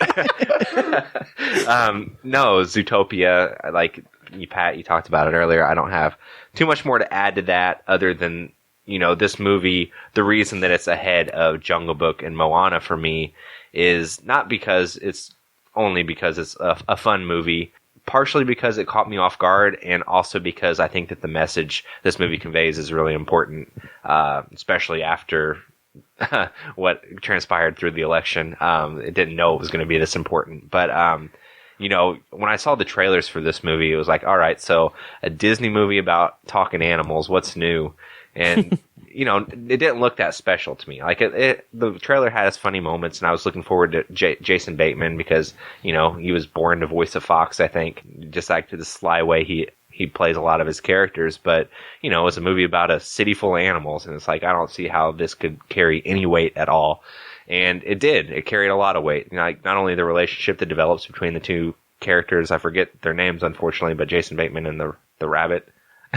Obviously, I really like this movie. Yeah. But not only that, but just the underlying message of acceptance of others and living in harmony, so on and so forth. That's what really struck the chord with me. And, by the end of 2016, I think that was a bigger message than when the movie came out in March. So I really do like Zootopia quite a bit. I'm looking forward to watching it again. I've only seen it the 2 times, once in theaters and once when I bought it on Blu-ray. But it's not only a fun movie, but like you said, there's important things there for kids, important things there for adults, and carried a lot more weight than a movie like this should have. For sure. Sweet. All right, so my number 5, right? Mm-hmm. Yes. I don't know why. I honestly, I have no idea why I can't keep track. Anyways, my number 5 is Arrival. And I love sci-fi movies. I really do. I've watched a piss ton of alien movies. It's one of my favorite genres. Because of that, it's rare for me to watch one that kind of takes a different approach to the alien encounter, and that's what this film does. It takes much more of a methodical approach to it. It's not about, they arrive and we instantly just start dropping bombs on each other. It definitely builds, and it's a much more a methodical approach, but it's also kind of the filmmaking and the cinematography is kind of a subtle approach. There's not a ton of bright colors. There's a lot of grays. It's kind of a gloomy movie. And I really appreciated Amy Adams' character. Like, there isn't a ton of stuff that happens, like, just like action type of set pieces or anything like that happens in this movie. So to keep you entertained, the actors have to be really great. And I think Amy Adams does a really phenomenal job of kind of carrying that weight. Her character does have a lot of weight to carry as far as the film's concerned, because if she doesn't do well, if her performance isn't good or great in this case, this movie doesn't work as well. Like, you're not as entertained, because like I said, this film does take a much more methodical approach to the alien invasion type of movie. So in order for people to be entertained, the acting has to be phenomenal, and the ending didn't necessarily pay off the way I wanted it to. But it's so unique that you almost have to give it credit for that. It didn't pay off the way I wanted it to, because it went into a completely different direction that I never imagined it would. And so you kind of have to give it credit for that. It's not the way I would have done it, but it's definitely unique. You're not going to see a movie like this probably ever again. Yeah, I definitely agree with all of that. Yeah, absolutely. And I will talk about that here in a bit. Okay, cool. All right. So, number 4, is it your number 4 pick? Because that would work out really well. No, it's not. Could it I be kind of wish it was, because that would be funny. Could we change it for the podcast? No, my number 4 is actually Green Room. And, it's interesting because this is... It's funny, you mentioned that you're a science fiction fan, and I am as well, but I'm kind of a latecomer to it. Or what I've been noticing, like, over the last few years, is that every year we do Shocktober, and we watch Shocktober movies, like horror movies, throughout the month of October. And what I've been noticing is that I've been drifting more away from actually watching horror movies, because now Shocktober is more me preparing Shocktober in Irvington, and also doing Heartland Film Festival here in Indianapolis. So the month kind of doesn't become about horror movies for me anymore, and I've been kind of getting away from horror movies. And all this is to say, in a roundabout way, that Green Room is not only the only kind of horror thriller kind of movie on my list, but it's one of the only like horror movies that I saw in 2016 that really stood out. I mean, I saw like Lights Out and Don't Breathe, but Green Room was freaking amazing.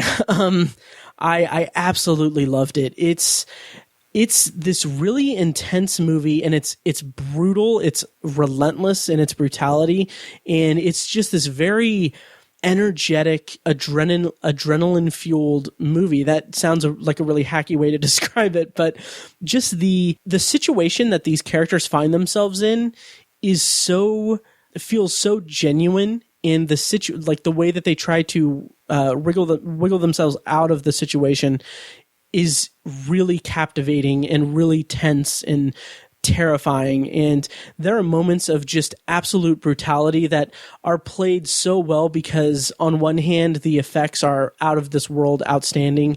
I believe most of it is just practical effects. The director is this guy, Jeremy Saulnier, who did Blue Ruin, which I was a huge fan of. And what he's doing is he's kind of carving a niche for himself, or he's kind of bringing himself out as being this really force to be reckoned with in terms of like genre filmmaking. And what I love about it is that he had made Blue Ruin, like he basically maxed out his credit. He called in as many favors as he could, and he put all of his money into making Blue Ruin.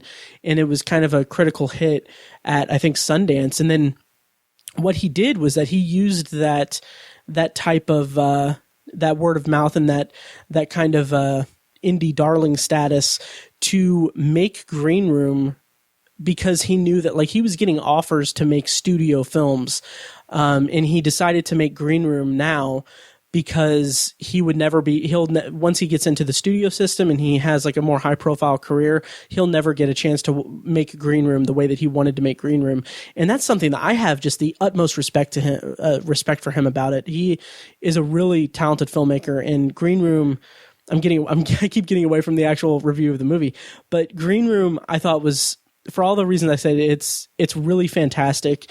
And Patrick Stewart's performance is, it's gets under your skin and is so unsettling, and it's unnerving the way that he does it. And there are moments in this movie that are going to stick with me for a while, and Anton Yelchin also is phenomenal, and I like his death really hit me kind of hard, because he is, I mean, of course it's a tragic thing what happened, but it's also like, I mean, he was such a talented guy, and it's a shame it's a shame that we lost him. But Green Room is such a phenomenal movie. I really loved it, and that's why it's my number 4. So my number 4 is also Green Room. So I'm just gonna kind of Nice.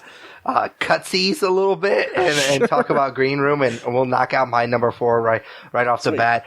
Green Room, for me, I kind of describe this movie as a train wreck, but like in the best way possible, because it's tough to watch. Like you said, it's super brutal, but you can't look away, because I mean, it's brilliantly written. It's got great character work at the beginning, which is super important because it makes you feel for these kids. So when the shit hits the fan, you're on the edge of your seat because you want to care so much what happens to them. And there's so many moving parts in this movie. There's so, not necessarily moving parts is probably not the best term, but there's so many instances in this movie. If something went a different way, they could have gotten out of this. Like, there's so many, like, after you see this movie, at least I did, there was a long period where it kind of stuck with me, and I was like, what if this happened, or what if that happened? What if they got a better, like, their gig at the beginning, and so they never went to this other, like, there's so many things that I found myself thinking about after this movie, so it stuck with me for a really long time.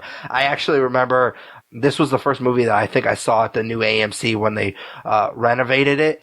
I mentioned that because it's kind of a long drive from my house, and so I don't even remember getting home, because I just remember thinking about this movie the entire way, and so it stuck with me for a long time. And I've seen it a couple of times since, and I mean, it doesn't let you down. Like, every time it's just as brutal, and it sticks with you. Not quite as long as that first time, but definitely sticks with you. And I think that's the sign of a really great movie, not just a thriller, but just a movie in general, is that it makes you think afterwards, and it kind of sticks with you. And I completely agree with you about Patrick Stewart's performance. He's the most kind of terrifying crazy, because he is so calm the entire time. Like, nothing seems to faze him, and that's the most terrifying crazy. Like, he's the guy that I would never want to deal with, because he always seems like he's one step ahead of everything that you do. And so that's you almost kind of feel for these kids, and you kind of put yourself in their shoes, and I would be absolutely terrified of this guy, because he just seems so calm. Like, this is every day for him. Like, he's totally cool with just killing everyone, because this doesn't seem like it phases him at all. Yeah, he's a powerful man, and he doesn't need to convey, like, he conveys it with just the simplest, like, even look. It's so great. And another thing that I love about it is just, like you said, like, there are so many things that if things would have went differently, they could have like gotten out of it and stuff. Like, I love that the whole thing is because someone left a phone charger in Yeah, the exactly. room. I fucking love that. It's so great. I loved it. And I think it's phenomenal that they do it in such a subtle way, but I think it definitely points to the strength of these kids' character, that nobody mentions it. Yeah. Like, nobody blames her for what happened. They blame who did it. They don't blame, well, if you hadn't left your fucking phone charger, because I'm a petty person. Like, that's the absolute first thing that I would say. Fuck you for your goddamn phone charger. Like, I would have been so pissed. Yep. I don't know, man. I feel like a crazy person for all of a sudden for not liking this movie that much. Really? Did you not like it? No, I watched it in Shocktober. Not liking it's a strong way to put it, but like, this wasn't in contention. You know, out of the 20 movies I narrowed down, it wasn't one of the 20. So, I don't know. Like, I watched it in Shocktober. Like, I enjoyed it for what it was, but I don't know. It just didn't resonate with me like it seems to have resonated with you guys. Like, not only am I surprised it's on your top 10, but I'm surprised it's in your top 5, both of you. So, I don't know. Maybe I missed something. Maybe I need to give it a rewatch. And maybe my expectations were high because you had loved it. I don't know. It was okay for me. Maybe Fair if it was enough. a Disney movie. Like maybe if there was more singing. If I was listening, like if There it was. I mean, there is singing in it. that is true. Yeah, but No, that's fair. yeah. Man, now I feel emasculated. Is your number 4 another animated movie? No, it is not. But I mean, it's not too many steps higher than that. My number 4 is Civil War. Captain America, Civil War. So this movie, I expected it to be good. Like Marvel's set a precedent for themselves, and I had a hard time believing that this movie would be bad going into it, but somehow it managed to even overcome those expectations. For me, it was just like, watching this movie. It's like 2 hours and 40 minutes, maybe a little shorter than that, but it's quite the watch. And the whole time I just, had a smile on my face. And, I've called out the airport scene. A lot of people have called out the airport scene.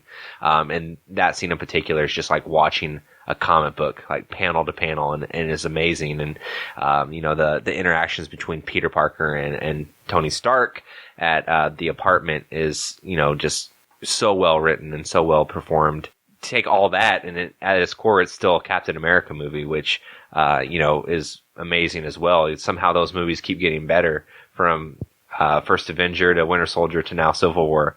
The Russo brothers are just, knocking it out of the park with these characters. I'm really excited to see what they're going to do in Infinity War, because obviously they know how to handle juggling all of these different personalities and these different characters. And it floored me. And, I've watched it quite a few times since theaters, and I watched it like 3 times in theaters, and every time I notice something else that I really like, and it still is amazing to me that we are basically watching these things that we've read throughout our whole lives come true on the big screen. Like it's a great time to be a nerd for sure, and this movie is the epitome of that. Yeah, this movie is going to be on my list a little bit. Yeah. So, obviously, I'll talk about it then. Cool. Sweet. Also, technically a Disney movie. Just saying. Yep. Yeah, no, I am. Unfortunately, I am very well aware of that. I feel like a dick for making that comment. I didn't mean to. And it's not the last one on my list. Nice. So, what's your number 3, Matt?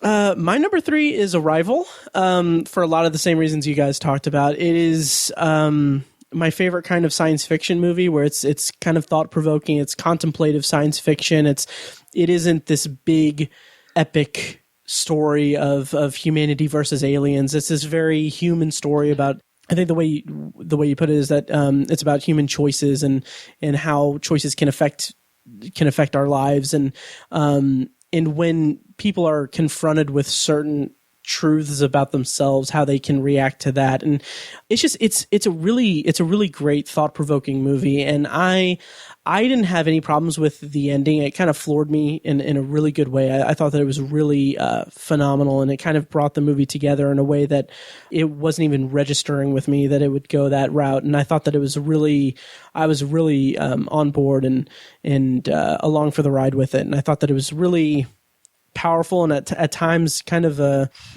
emotion. It resonated with me in a big way. A lot of the things that happened in it, and Denis Villeneuve is a guy. He directed it, and he's doing Blade Runner 2049, which Blade Runner is a movie that I need to revisit. I haven't seen it in a long time, but I'm now really looking forward to what he does with Blade Runner, because there aren't a lot of like flashy visual effects or shots, but I mentioned this on my podcast when I reviewed it, and also in the top 10 episode, the year in review episode we did a couple weeks ago. But there's a shot where they enter the ship that the way that it's filmed is just it's kind of jaw-dropping in this very understated way that I thought was just really, really well done, and it made me really excited to see what he can do with Blade Runner. But yeah, Arrival, and like Pat, you said a lot about Amy Adams' performance, and I agree completely. I thought she did a fantastic job.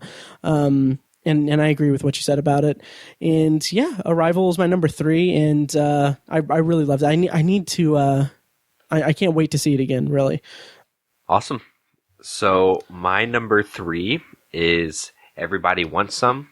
Oh, nice. Which was the Richard Linklater movie that was released last year. I believe when I talked about it, for what I was into at the time, it was my favorite movie of the year, and obviously it didn't fall too many slots down from where I stood with it initially. I don't know. This movie just hit me at the right time, I guess, or hit me in all the right places. Like, at its core, it's nothing too, lavish. It's not like Boyhood that was filmed over however many years with the same actors, so on and so forth. It's just a snapshot of a college weekend in the 80s, or wait, 70s, right? Again, I must. It doesn't matter. I must really like it. I think it was the 80s. But yeah, a snapshot of a baseball team's first college weekend in the 80s, and just following those characters over 3 days. And I don't know, there was just a lot of heart to it, and there was a lot of humor to it. And by the time it was over, I was disappointed it was over, because I wanted to continue to follow these characters throughout their school year and throughout their baseball season and see what happened with them. It takes a lot to make you care about that many characters in that short amount of time. And there, like I said, just a ton of humor. It was kind of, Boyhood was great, and I appreciate what he did artistically with it. But for me, this was kind of like a return to form for Richard Linklater. It was more of what he knows and more of what he's done in the past. And it just hit a lot of chords with me. I'm not exactly sure what it was. Maybe it was the music that I loved. Maybe, like I said, the humor, but I don't know. It just, again, hit me at the right time, and I really, really liked it a lot. I would say that, I keep talking about the soundtracks of these movies. This is probably the best compilation soundtrack since Guardians of the Galaxy Volume 1 for me. Just a ton of great music that, again, a soundtrack that I downloaded and really love. Yeah, this is a movie that I remember you talking about it on the podcast, and you thought so highly of it. I was like, okay, well, I heard some good things. I mean, I like him as a filmmaker. I'll go check it out. And I watched it, and I remember liking it quite a lot. So a little inside baseball, like, as we watch movies, if I see a movie that I somewhat like, I will jot it down. I keep a list on my phone. So making this list at the end of the year is not as difficult. And that was a movie that I watched, really liked, put it on the list. And then when I was looking at this list, I was just like, oh, I kind of forgot about that movie. So I was like, I don't think it should probably make my top 10, because I had forgotten I had even watched it. Yeah. So, I mean, it's a fun movie, but it's not a movie that really sticks with you, obviously, or at least it didn't with me. Sure. I didn't actually get a chance to see this one, and I really wanted to, because the trailers looked like it was a lot of fun, and it was kind of promoted as, or at least it was discussed as, the kind of spiritual sequel to Dazed and Confused, which I'm a big Dazed and Confused fan, so I'm surprised I didn't actually make a point to go see this movie, but I'll have to check it out, because, hearing Tyler speak so highly of it, I'll have to check it out. I mean, I would say it's more of a blood relative, but... Just so you're aware, Matt, I know you can't see us, but he was smirking that entire time. He was literally just waiting for you to stop talking so he could do that stupid joke. I could kind of hear it in his voice. I was probably breathing pretty heavy, because I don't get jokes very often, but I was ready to pounce with that. Yeah. Yeah. Well done. Very well played. All right. So my number 3 is Hell or High Water. This is a movie that when I've talked to some people about it, because I've been suggesting it quite often, and I always kind of describe it as a modern day Western. Mm-hmm. And I am not necessarily a super fan of that particular genre, just because I feel like that genre is pretty predictable. You have the trope of, like, you have the good guy and then you have the bad guy. And in this movie, one of the reasons I liked it so much was it kind of dropped that. Like, there's not I guess you could say the bank would be the defined villain in this movie, but they kind of blur the line between the bad guy and the good guy, because you have, and typically what you would think of as the bad guys is, in a bank robber movie like this movie, is the bank robbers would be the bad guy, but they do such a good job of building these brothers up, and you kind of understand why they're doing it. Yeah, I wouldn't do it the way they did it, but you can kind of understand where they're coming from, so you don't necessarily think that they're the bad guy, so you're kind of rooting for them. But then you have Jeff Bridges and his partner, the cops, that are trying to track down the brothers, and they do such a good job of building up their relationship, and so you're rooting for them, and so you're kind of conflicted the entire movie because you want the brothers to succeed, but you also want Jeff Bridges to succeed, and those two things can't happen at the same time. And because you care about both of these groups of characters, that ending hits you so much harder because they did such a great job of building up these relationships. And Jeff Bridges plays a fucking fantastic cowboy. I don't know what it is about him, but True Grit, Crazy Heart, and Hell or High Water, he plays a phenomenal cowboy. I'm not a huge fan of Chris Pine. I think he does a good job as Captain Kirk, but I've seen him in other movies and he hasn't been as good. So I think that's more of a product of me liking the Star Trek movies more than I like him as an actor. But he kind of carries his own in this movie. I was surprised. I thought Ben Foster, I mean, I like him as an actor, so I kind of expected him to do well. And of course, Jeff Bridges is amazing, so I knew he was going to do well. But he kind of held his own in this, and especially that last scene between the two of them is one of my favorite scenes, probably up there with the John Goodman barrel scene in 10 Cloverfield Lane as being one of my favorite scenes in 2016. Yeah, absolutely. I saw this movie a while ago. I really need to revisit it because I feel like I really, really, really liked it a lot. Actually, I would go so far as to say I loved it for all the reasons that you said, but didn't make my list. And I feel like that's one of those movies that I'm going to see again and really regret not putting it on my list. But yeah, I loved it. I thought it was really good.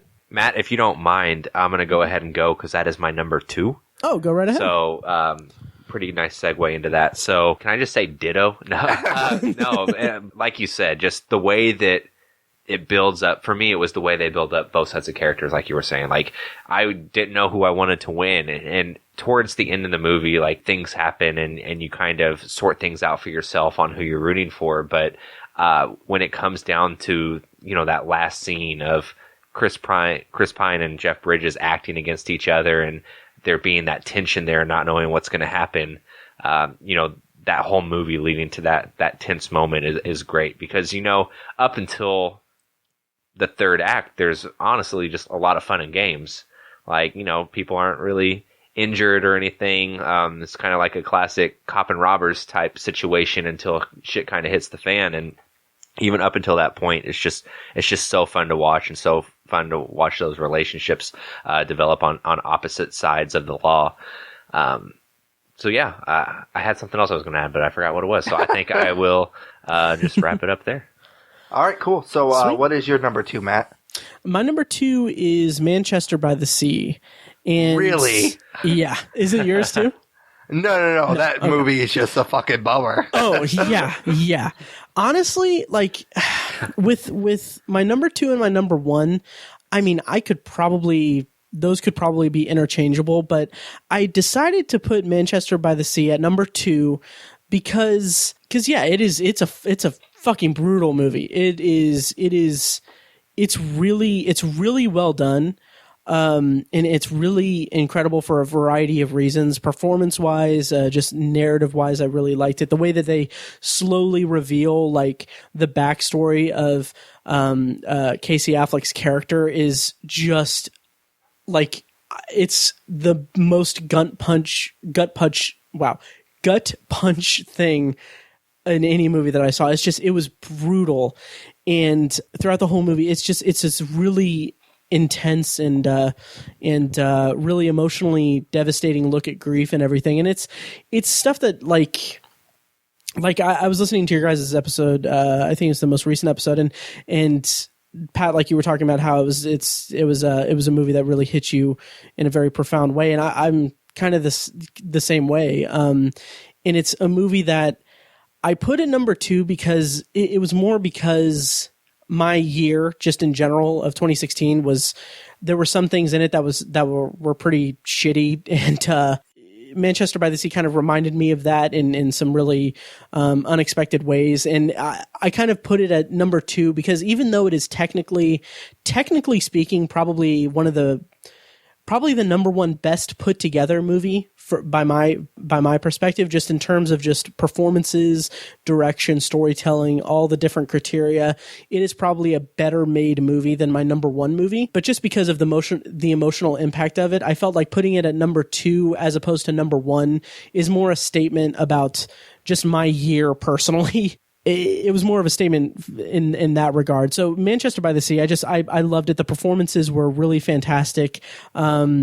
Terrified to ever see it again, but just it's one of the most emotionally resonant movies I saw all year, and that's why it's my number 2. Yeah, I mean, it's a phenomenal movie, but it's just, there's a ton of threads in this movie, and every one of them makes you want to kill yourself. Like, it's super, super depressing. And like I said, I've had some personal stuff happen to me in the last month or so, and it probably wasn't the most healthy movie to watch when I watched it, but with the Oscars coming up, I felt like I wanted to knock it out. And to be honest with you, I didn't know what it was about, so I probably, if I had known better, I probably wouldn't have signed up for it.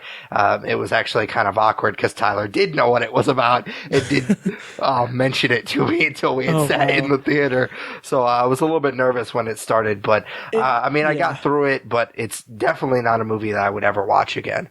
Yeah, I mean, whenever you said my number 2 is Manchester by the Sea, I started to have like Nom-like flashbacks to watching this movie. Like, don't get me, like, there's a lot of redeemable qualities about this movie, and Casey Affleck just knocks it out of the park. I think Pat put it perfectly in our last episode. It was like, it's one of those great movies I'll never watch again because I just do not want to feel that depressed in that movie. Like, gut punch was the right word, because there are a couple just twists and turns, and whenever it all comes together, it was definitely a gut punch for sure. Yeah, and it was just relentless. And like there was something I was going to say about and we've kind of talked a little bit about like favorite scenes and everything. That scene kind of toward the end between Casey Affleck and Michelle Williams. Like, Michelle Williams, I think she is a phenomenal actress. She's incredible. And she isn't in the movie that much, but that scene is like, it is just brutal to watch because it is so powerful. One of the strongest movies I'd seen all year. For sure. So my number 2, and I'll keep this pretty brief because both of you have talked about it already, is Captain America Civil War. For me, this movie is, as a nerd growing up, like a comic book nerd, we would have these conversations in like junior high and high school. Like, wouldn't it be cool if they had all these superhero movies and they all connected, and we were talking about this movie and we just didn't know it yet. This movie is phenomenal. It's exactly what I wanted Age of Ultron to be. Like, it's what I want an Avengers movie to be, and they just kind of titled it with a Captain America. Like, this is the second Avengers movie as far as I'm concerned, because I wasn't a huge fan of Age of Ultron, and it feels more like a Avengers movie than it does a Captain America movie. There is obviously the stuff with Winter Soldier and Steve Rogers, so I mean, I get why it's a Captain America movie technically, but it felt much more like an Avengers movie, and that makes sense to me because at this point, we've had so many solo superhero movies that eventually we were going to build to this, where you couldn't just have your traditional solo superhero movie. And so I appreciated that they've kind of moved on from those. And I really, obviously just love it. And I agree with everything that you guys have said. The airport scene is amazing. Like I said, it's the movie that all of us as comic book nerds have really dreamed about. And I saw it 3 times in the theater, which I'm sure it's for sure my personal record. I don't know if it's tied with something else, another movie, but I saw. I want to say, and I'd have to double check Letterboxd, but I'm pretty sure it was actually 3 like back to back days. Actually, seeing this, I know it was definitely the same weekend because I saw it with Tyler, and then I think I saw it by myself, and then I saw it with my wife. So I saw it 3 times in the theater, and I think I've seen it at least twice since it's been out on Blu-ray. It's one of those movies where there's something to like every time I see it again. So it's phenomenal, and it's my number 2. Nice. If I could chime in real quick, I love that Captain America Civil War is a movie that, like, we're discussing it on top 10 lists and everything, and one of the strong things about it is that the movie introduces like 2 really strong new characters in the universe, Black Panther and Spider-Man, and introduces Spider-Man in such a fun way. None of us brought it up in it because the movie is so dense with just really great moments. And like a lesser movie, like if Marvel Studios didn't have such a strong hold on their franchise and everything, we would be talking about Captain America Civil War as like everything is really good, but oh my God, Spider-Man was amazing. Like Spider-Man would like take over as the main talking point. But Captain America Civil War as a movie, the movie that we got, is just so strongly put together with so many different elements happening concurrently that it's just really great to be able to talk about the movie and not focus on like one specific thing. I just love that about it.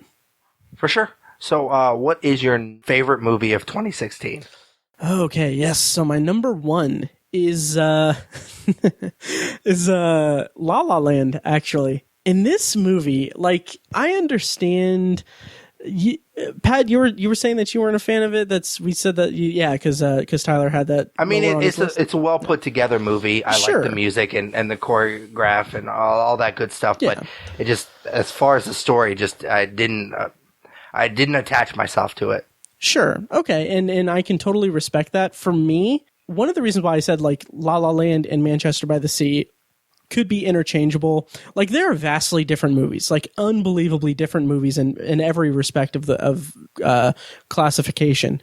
But La La Land, I think, won out for number one because throughout the entire movie, there's kind of this undercurrent of joy. Like, there's a joyfulness to it, at least in the early parts of it when we have the first few musical numbers.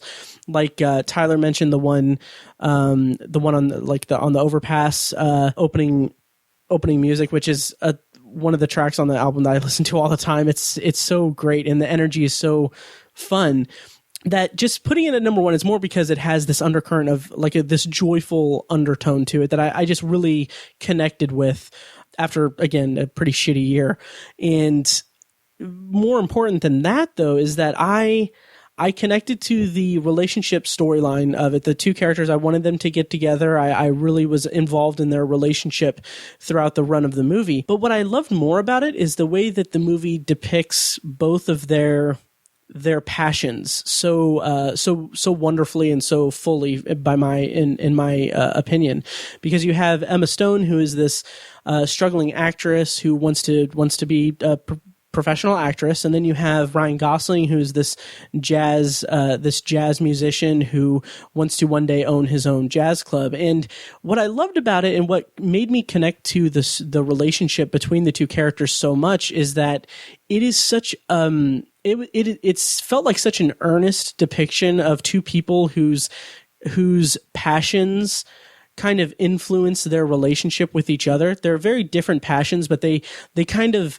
come together in a way that that both of their passions kind of influence each other. And in particular, Emma Stone's kind of passion for movies and for stardom and everything. The movie kind of depicts it in this very like classic Hollywood kind of aesthetic that makes me just like I was just so on board with the style of it that it really spoke to me, and I thought that it was fantastic. And I love that the movie doesn't necessarily go in the directions that you're expecting it to. The ending, it's Damien Chazelle's second movie, or his movie after Whiplash, and both Whiplash and La La Land kind of end on this very big like musical number sequence. They're very different, obviously, but I just thought that it just built to this really wonderful moment that was a little profound, and it resonated with me in a big way. And it's bittersweet. It's not what I was expecting, but by the end of it, I just thought that it was just a really, really well put together story, and I was really captivated by it, and I really loved it, and that's why it's my number one. It is La La Land. Awesome, man. I don't want to continue to trash on it because I did enjoy it. Like, I mean, it's well put together. I will say that he will probably win the directing Oscar, and I think that it's well deserved because as I was watching it, I'm trying to find things to say nice about it because I feel like I'm just trashing it. But the camera like never stopped moving, and I thought I was kind of amazed by just the way they constantly were moving the camera, and I was really impressed by that. So by all aspects except for the story and kind of the character development, I really enjoyed this movie. It's just that the story just fell flat for me. Sure, that's fair. All right. So my favorite movie of the year. All right. So it's a bit of a shorter movie. It's called Date Night of the Living Dead. Oh, yeah. Nice. No, John, that's a joke. I have a feeling that you and I might have the same favorite movie of the year. Let's say it at the same time. You guys might too. Okay, so on 3. 1, 2, 3. Rogue One. Yes. All right. So I know this is how Matt wanted it in the list, was gushing about Star Wars. But if you go back to our review of it, you'll hear me come in my pants for 20 minutes about how much I love this movie. As you do every episode. Yeah, pretty much. But for me, what it comes down to is a few things. But the biggest thing is it makes the Star Wars universe and the Star Wars saga stronger. I think the biggest point for me was that it made a 40-year-old movie better for me, and it made me appreciate a 40-year-old movie that I already loved so much even more, because it enriched the story and added this backstory and filled a lot of necessary gaps that were there between episodes 3 and episode 4. I'm a mark for Star Wars, so it's the second year in a row that the Star Wars movie that was released was my favorite movie of the year. But when I think about what cinema is going to look like for me going forward and what movies I'm going to continuously watch and want to show my kids one day, so on and so forth, it's always going to be Star Wars. And that's not to say that, this time next year we're going to be having the conversation and I expect episode 8 to be my favorite movie, because I absolutely don't. But Rogue One was just completely caught me off guard. Did amazing storytelling with new characters that, going into it, we were pretty sure weren't going to make it out of the movie. And, I've gushed about Darth Vader, but, it made him the greatest villain of all time again, in my opinion, and made him scary again, like he was before we got the no and all that stuff from the prequels. So Rogue One, for sure, is the movie that's going to last for me that came out in 2016. Sweet. Yeah, I mean, obviously I agree with everything that you just said, because I also made it my number one. I will add that for a trilogy that we absolutely love, obviously, we've said this before, the title of our podcast is a not-so-subtle reference to Star Wars, so we're obviously big Star Wars nerds, or we love the franchise. But for me, I've always had this kind of thought, like, how should I watch these movies? Because I'm such a weird person, like OCD, I want to watch them in chronological order, but the prequels are so bad that it's like I almost kind of want to forget about them. And so should I just watch the original trilogy? But for me, because I liked Rogue One so much, from now on, you got to start with Rogue One and then go on to the original trilogy, because it flows so well into that movie. And it's actually surprising that they hadn't done this movie before, because there was that missing piece in A New Hope, and I was a little bit nervous going into it, because if you fuck this up, not only is there a big piece missing, but now there's this big fuck you in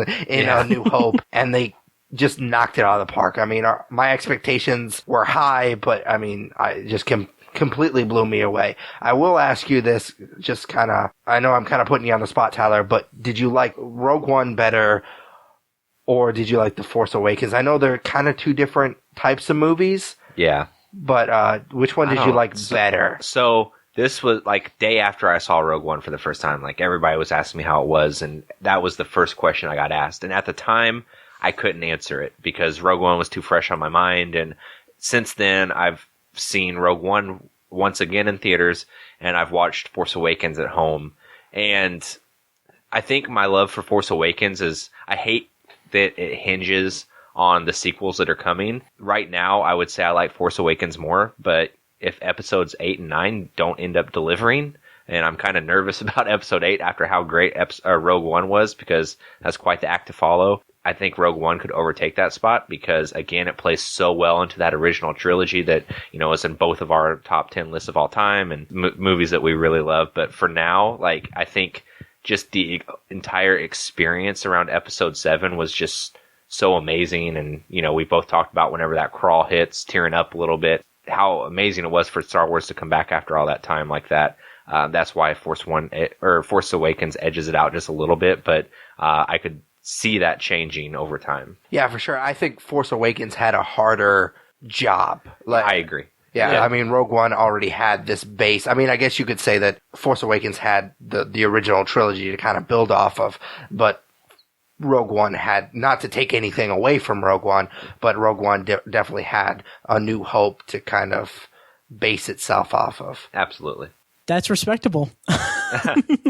If I may be somewhat snarky and be and make sure I alienate all of your listeners from ever checking out the Obsessive Viewer or Anthology, I will say that Rogue One: A Star Wars Story is by far the best Star Wars prequel. Yeah, I mean, I do like a Revenge of the Sith, but I will say that it does edge that movie out. Yeah, for sure. But the reason that, like, it's funny because on the Obsessive Viewer, I actually mentioned that it's the second year in a row that we've had a Star Wars movie and the second year in a row that it hasn't made my top 10. And that was actually inaccurate because last year I had The Force Awakens at, I think, like number 7, which So I you're love. a liar. I am.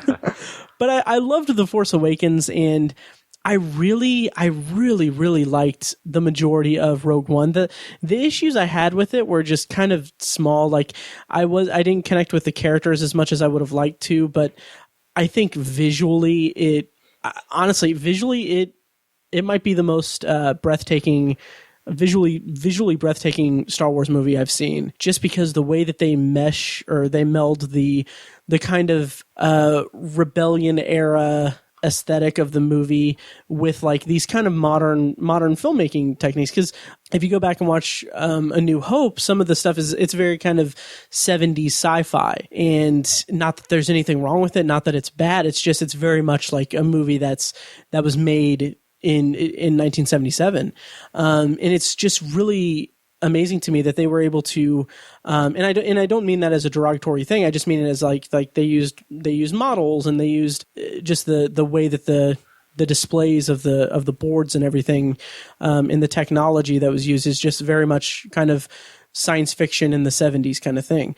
But the way that Rogue One kind of takes us back to that time and utilizes the same type of technology and stuff, but in a kind of crisper, kind of very strong looking way, with modern like film and everything. It's just it really stood out to me. Like there are so many moments in the movie that, like The Force Awakens, that moment where the I want to say rebels, but they're referred to as something else. Oh wow! And the Force Awakens, the Resistance, yeah.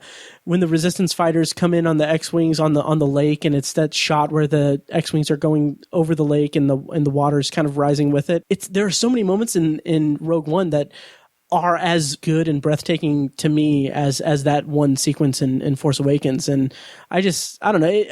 After Rogue One and The Force Awakens, I am really looking forward to the rest of what they do, and it makes me almost want to be like a hardcore Star Wars fan. I could never really get into it. But it makes me so excited for people that have spent the majority of their lives loving this universe.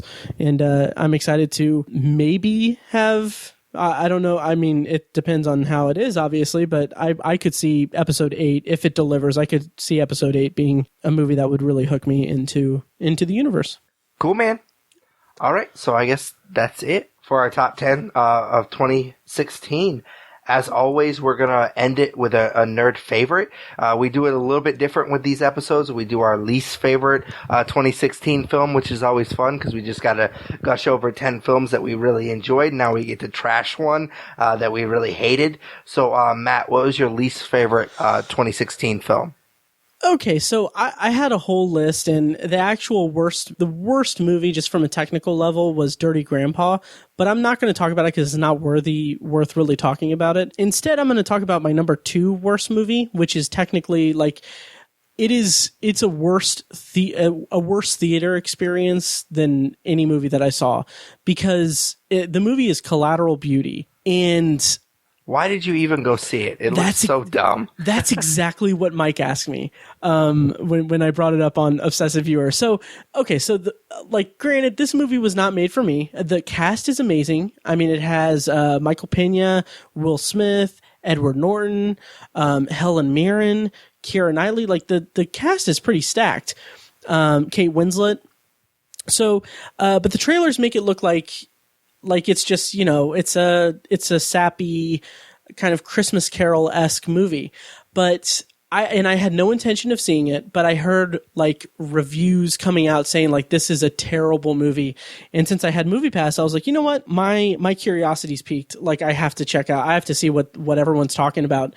And yeah, it is is offensively terrible and like irredeemably bad. So the trailer basically presents the movie as Will Smith is this guy whose daughter died, and so he's grieving.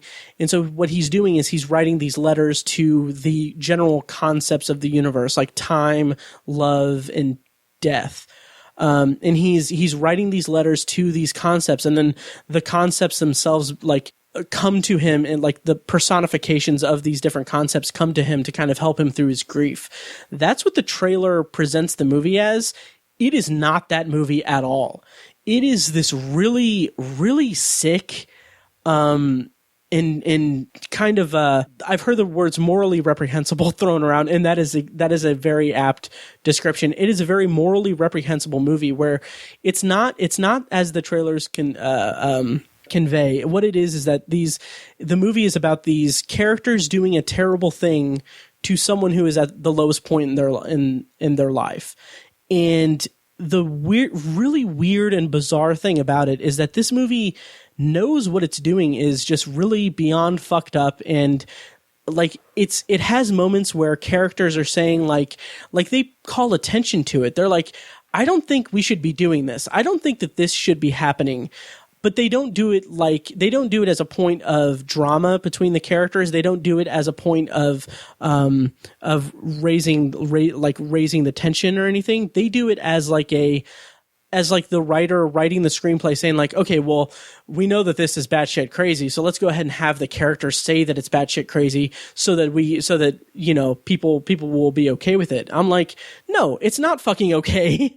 It is terrible. And it was offensive to me because I went through some shit in 2016 that like it kind of, when I watched the movie, I was like, this is the worst. Like these characters are doing like the worst thing that they can do to another human being in this position. And it's deplorable. And, so are they just fucking with him? Well, okay. You know what? Fuck it. I'm going to go ahead and spoil it. It doesn't matter. It sounds like a terrible movie. Yeah, I'm not going to see it. Yeah. Okay. So what actually happens in the movie, and while I was watching the movie, I kept thinking like throughout the first act, I was like, okay, is this what they're doing? And then I was like, is this really what they're doing? And then at a moment I was like, no, they're not fucking doing that. They can't do that. And then it happens. So what happens is, Will Smith is like the head of an ad agency. And his daughter dies. His like 5-year-old daughter dies. So he is in this kind of, it's like after 2 years have passed, he is still in this catatonic state. He's not working or anything. So his partners at the firm are Edward Norton, Michael Pena, and Kate Winslet. And they, like the company is, it's kind of confusing. There's something like there's a buyer for the company or a client who's about to leave or something. So what they do is first they hire a fucking private investigator to essentially follow Will Smith around to get dirt on him so that they can show that his majority like shareholder vote or whatever isn't worth it on the board because he is mentally unstable. So when they do that, the private investigator finds that he's writing these letters. And so what they do is they fucking hire actors to portray these concepts, to visit him, not to help him get through his grief, but so that they can videotape these interactions with these concepts to convince like the board that he is unstable and his vote doesn't count so that they can save the company. It is fucking batshit insane and fucking unbelievably like it's offensive. It's terrible. The whole movie is like they're doing this strictly so they can make him look like he's fucking crazy. Like he's going through the worst thing that he's ever gone through in his entire life, and they're fucking with him so that they can keep the company and be still like succeed in everything.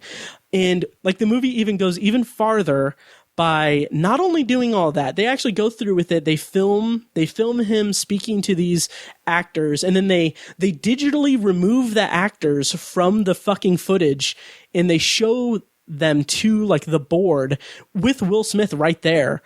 And then not only all of that happens, and then for no fucking reason other than the fact that the fucking movie, the fucking script asks this to happen, Will Smith just puts it together. He's like, "Oh, you guys hired actors.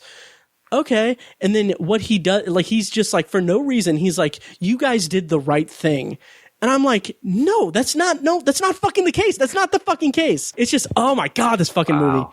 Yeah, it is fucking disgusting. It's a terrible, terrible movie, and the people involved with it should feel bad. Like, I don't know what dirt they have on all those actors, but I can't believe that they would sign on to that script, because it is fucking horrible. Man, it was marketed like this, not necessarily a feel-good movie, because it showed like the death and stuff, but it was marketed as like a Christmas time movie about finding yourself and this and that is like some hot garbage. Yeah. That is despicable. Yeah, and it blew my mind. Like, right? I would like, this movie just kind of like came and went, and I heard it got really bad reviews, and I was just kind of done with it. But I had no idea that it was that morally ambiguous. It's so fucking weird. Like I said, like the whole first act, you see like Edward Norton kind of like.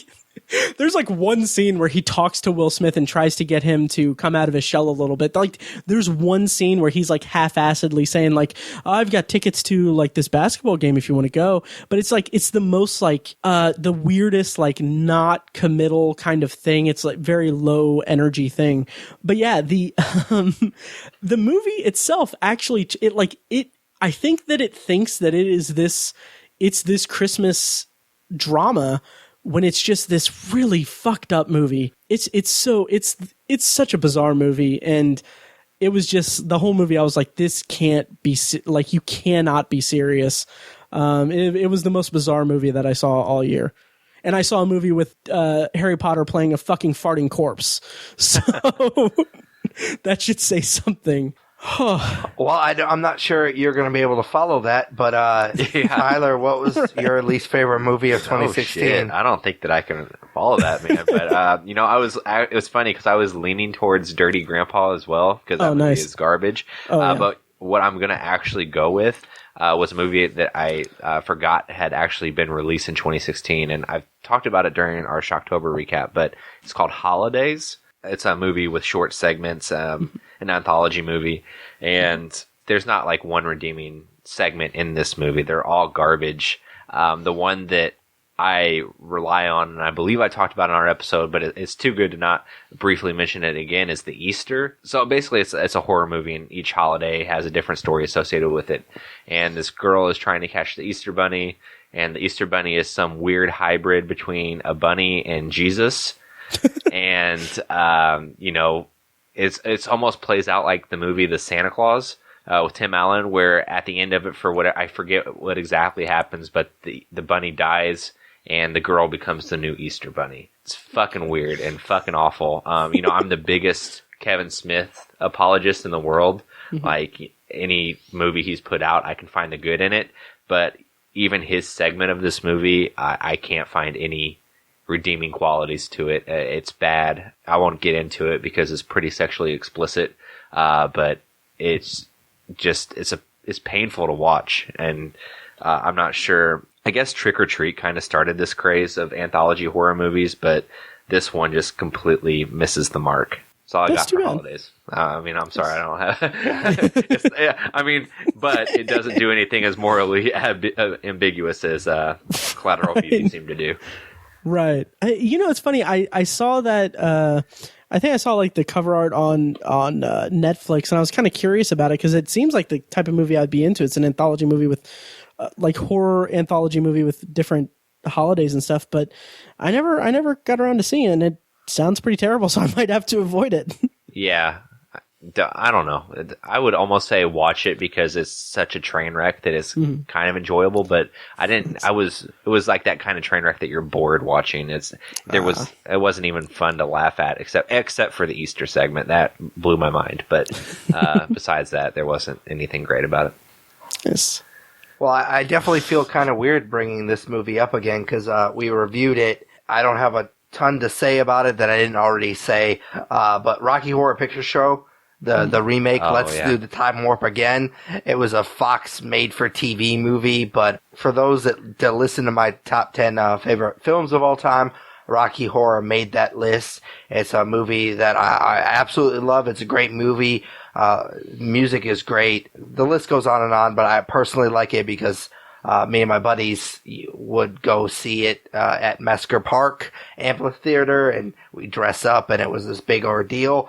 And so I was a little bit nervous about it being remade. Well, I was really nervous because I didn't think it was necessarily a movie that you could remake, and I was right because it was just a horrible job. Like, with remakes, I've always said, like, I don't mind remakes as some people do, but you kind of have to take what's good about it and kind of make it your own. And this movie, for the most part, was kind of a shot-for-shot remake of the original, and it was really weird. It was just kind of a hot mess, and it was super, super boring. Like, at one point, my wife and I were watching it together, and they got about, I think, through the first act, and I was just like, why does this movie even exist? Like, why even bother remaking it if you're just gonna make the same movie, just not as good as the original? It doesn't have the same fun to it, just doesn't have the same energy to it. It's just a really, really bad movie, and it sucks because it's one of my favorite movies all the time. Not that I'm gonna say that this taints it, because not a lot of people watched it, and people are going to just forget about it, but it's disappointing because there's certain things, and I wish that they would learn this lesson, but there's certain things that just doesn't need to be remade and that can't be remade, and I think this would be kind of the top of my list of things that you just shouldn't touch because it can't be redone. I agree. It was a pile of garbage. For sure. You can never beat Tim Curry as Frankenfurter, so for me, that alone. She did a pretty good job, though. That's one maybe redeeming. Redeeming is kind of a strong word, but she was pretty good. I mean, yeah, nothing against her, but for me, it's like he just defined that role, and that they've done remakes of movies where a role was defined, but I think for that, especially with it being like a hardcore cult classic, like there was no reason to do it except for money. I avoided it like the plague because it just seemed like a terrible idea. Oh, yeah, it was really bad, obviously, because it was my least favorite 2016 film. All right, so that's it for our top 10 favorite films of 2016. A little bit longer episode than you guys are probably used to, but it's kind of a big deal. We really like doing these lists, and obviously we like having Matt from the Obsessive Viewer on. For those that have forgotten, because it's been like 2 hours ago, where can we find the Obsessive Viewer at? Yeah, absolutely. First, thanks for having me again, guys. I'm a big fan of the podcast. That sounds so like weird and disingenuous to say, but I really love what you guys do, and it's one of the podcasts I look forward to each week. And also, I'm so glad that you guys are weekly now and not bi-weekly like you used to be. Oh yeah, for sure. But yeah, so thanks again for having me. It's always a blast. And you can find the Obsessive Viewer, which again is a weekly movie and TV podcast at obsessiveviewer.com. And I forgot to mention this, that we're actually next week we're doing our 200th episode, and we're actually doing kind of a similar thing that you guys did. We're talking about our favorite TV shows. Nice. Awesome. Yeah, completely incidental to timing and everything, but so I'm really looking forward to that. And that's our 200th episode. And then you can find Anthology, which again is my solo side project podcast, talking about the Twilight Zone and other anthology science fiction shows and classic sci-fi movies and TV. You can find that at anthologypod.com. It's a lot of fun. It's again, it's a solo podcast, so it's kind of a lot of pressure and everything. Yeah, and also I haven't really announced this or anything, but it looks like I may be actually hosting a panel at Indiana Comic Con here in April, I think, here in Indianapolis, which is just going to be a panel about hosting a solo podcast. So if you're in Indianapolis, if you're at the Indiana Comic Con, come check that out. I don't know when it will be, or like it's not really official yet, but check that out when more information is out. And again, guys, thank you so much. I really look forward to doing this with you guys and chatting with you about movies, and it's been a blast. And thank you for giving me that soapbox to talk about fucking Collateral Beauties. Oh yeah, I mean it's always fun to have you on. I wish we could have you on more, but it's definitely something that I look forward to. Not just to be able to talk about movies, but it seems like we don't get to talk as much, so it's kind of nice to chat with you a little bit. Absolutely. Yep. All right. So as always, you can follow us on Twitter and Instagram. They are both at the Nerds Podcast. Like us on Facebook. Follow us on Google Plus. Vote for us and Matt, the Obsessive Viewer, for Podcast of the Month. Comment and subscribe to our YouTube channel. Check out our new Twitch channel, which Tyler does a weekly stream Monday at 9 p.m. Central. You can subscribe, rate, review us on iTunes, Stitcher Radio. Basically, any podcatcher you use, we're on it. You can also email us at thenerdsyourlookingfor@gmail.com. For Patrick Kuhn, Tyler Hunt, and Matt Hurt. Every year, man. Every year. We are the nerds you're looking for. Take it easy, guys. see you guys. See you.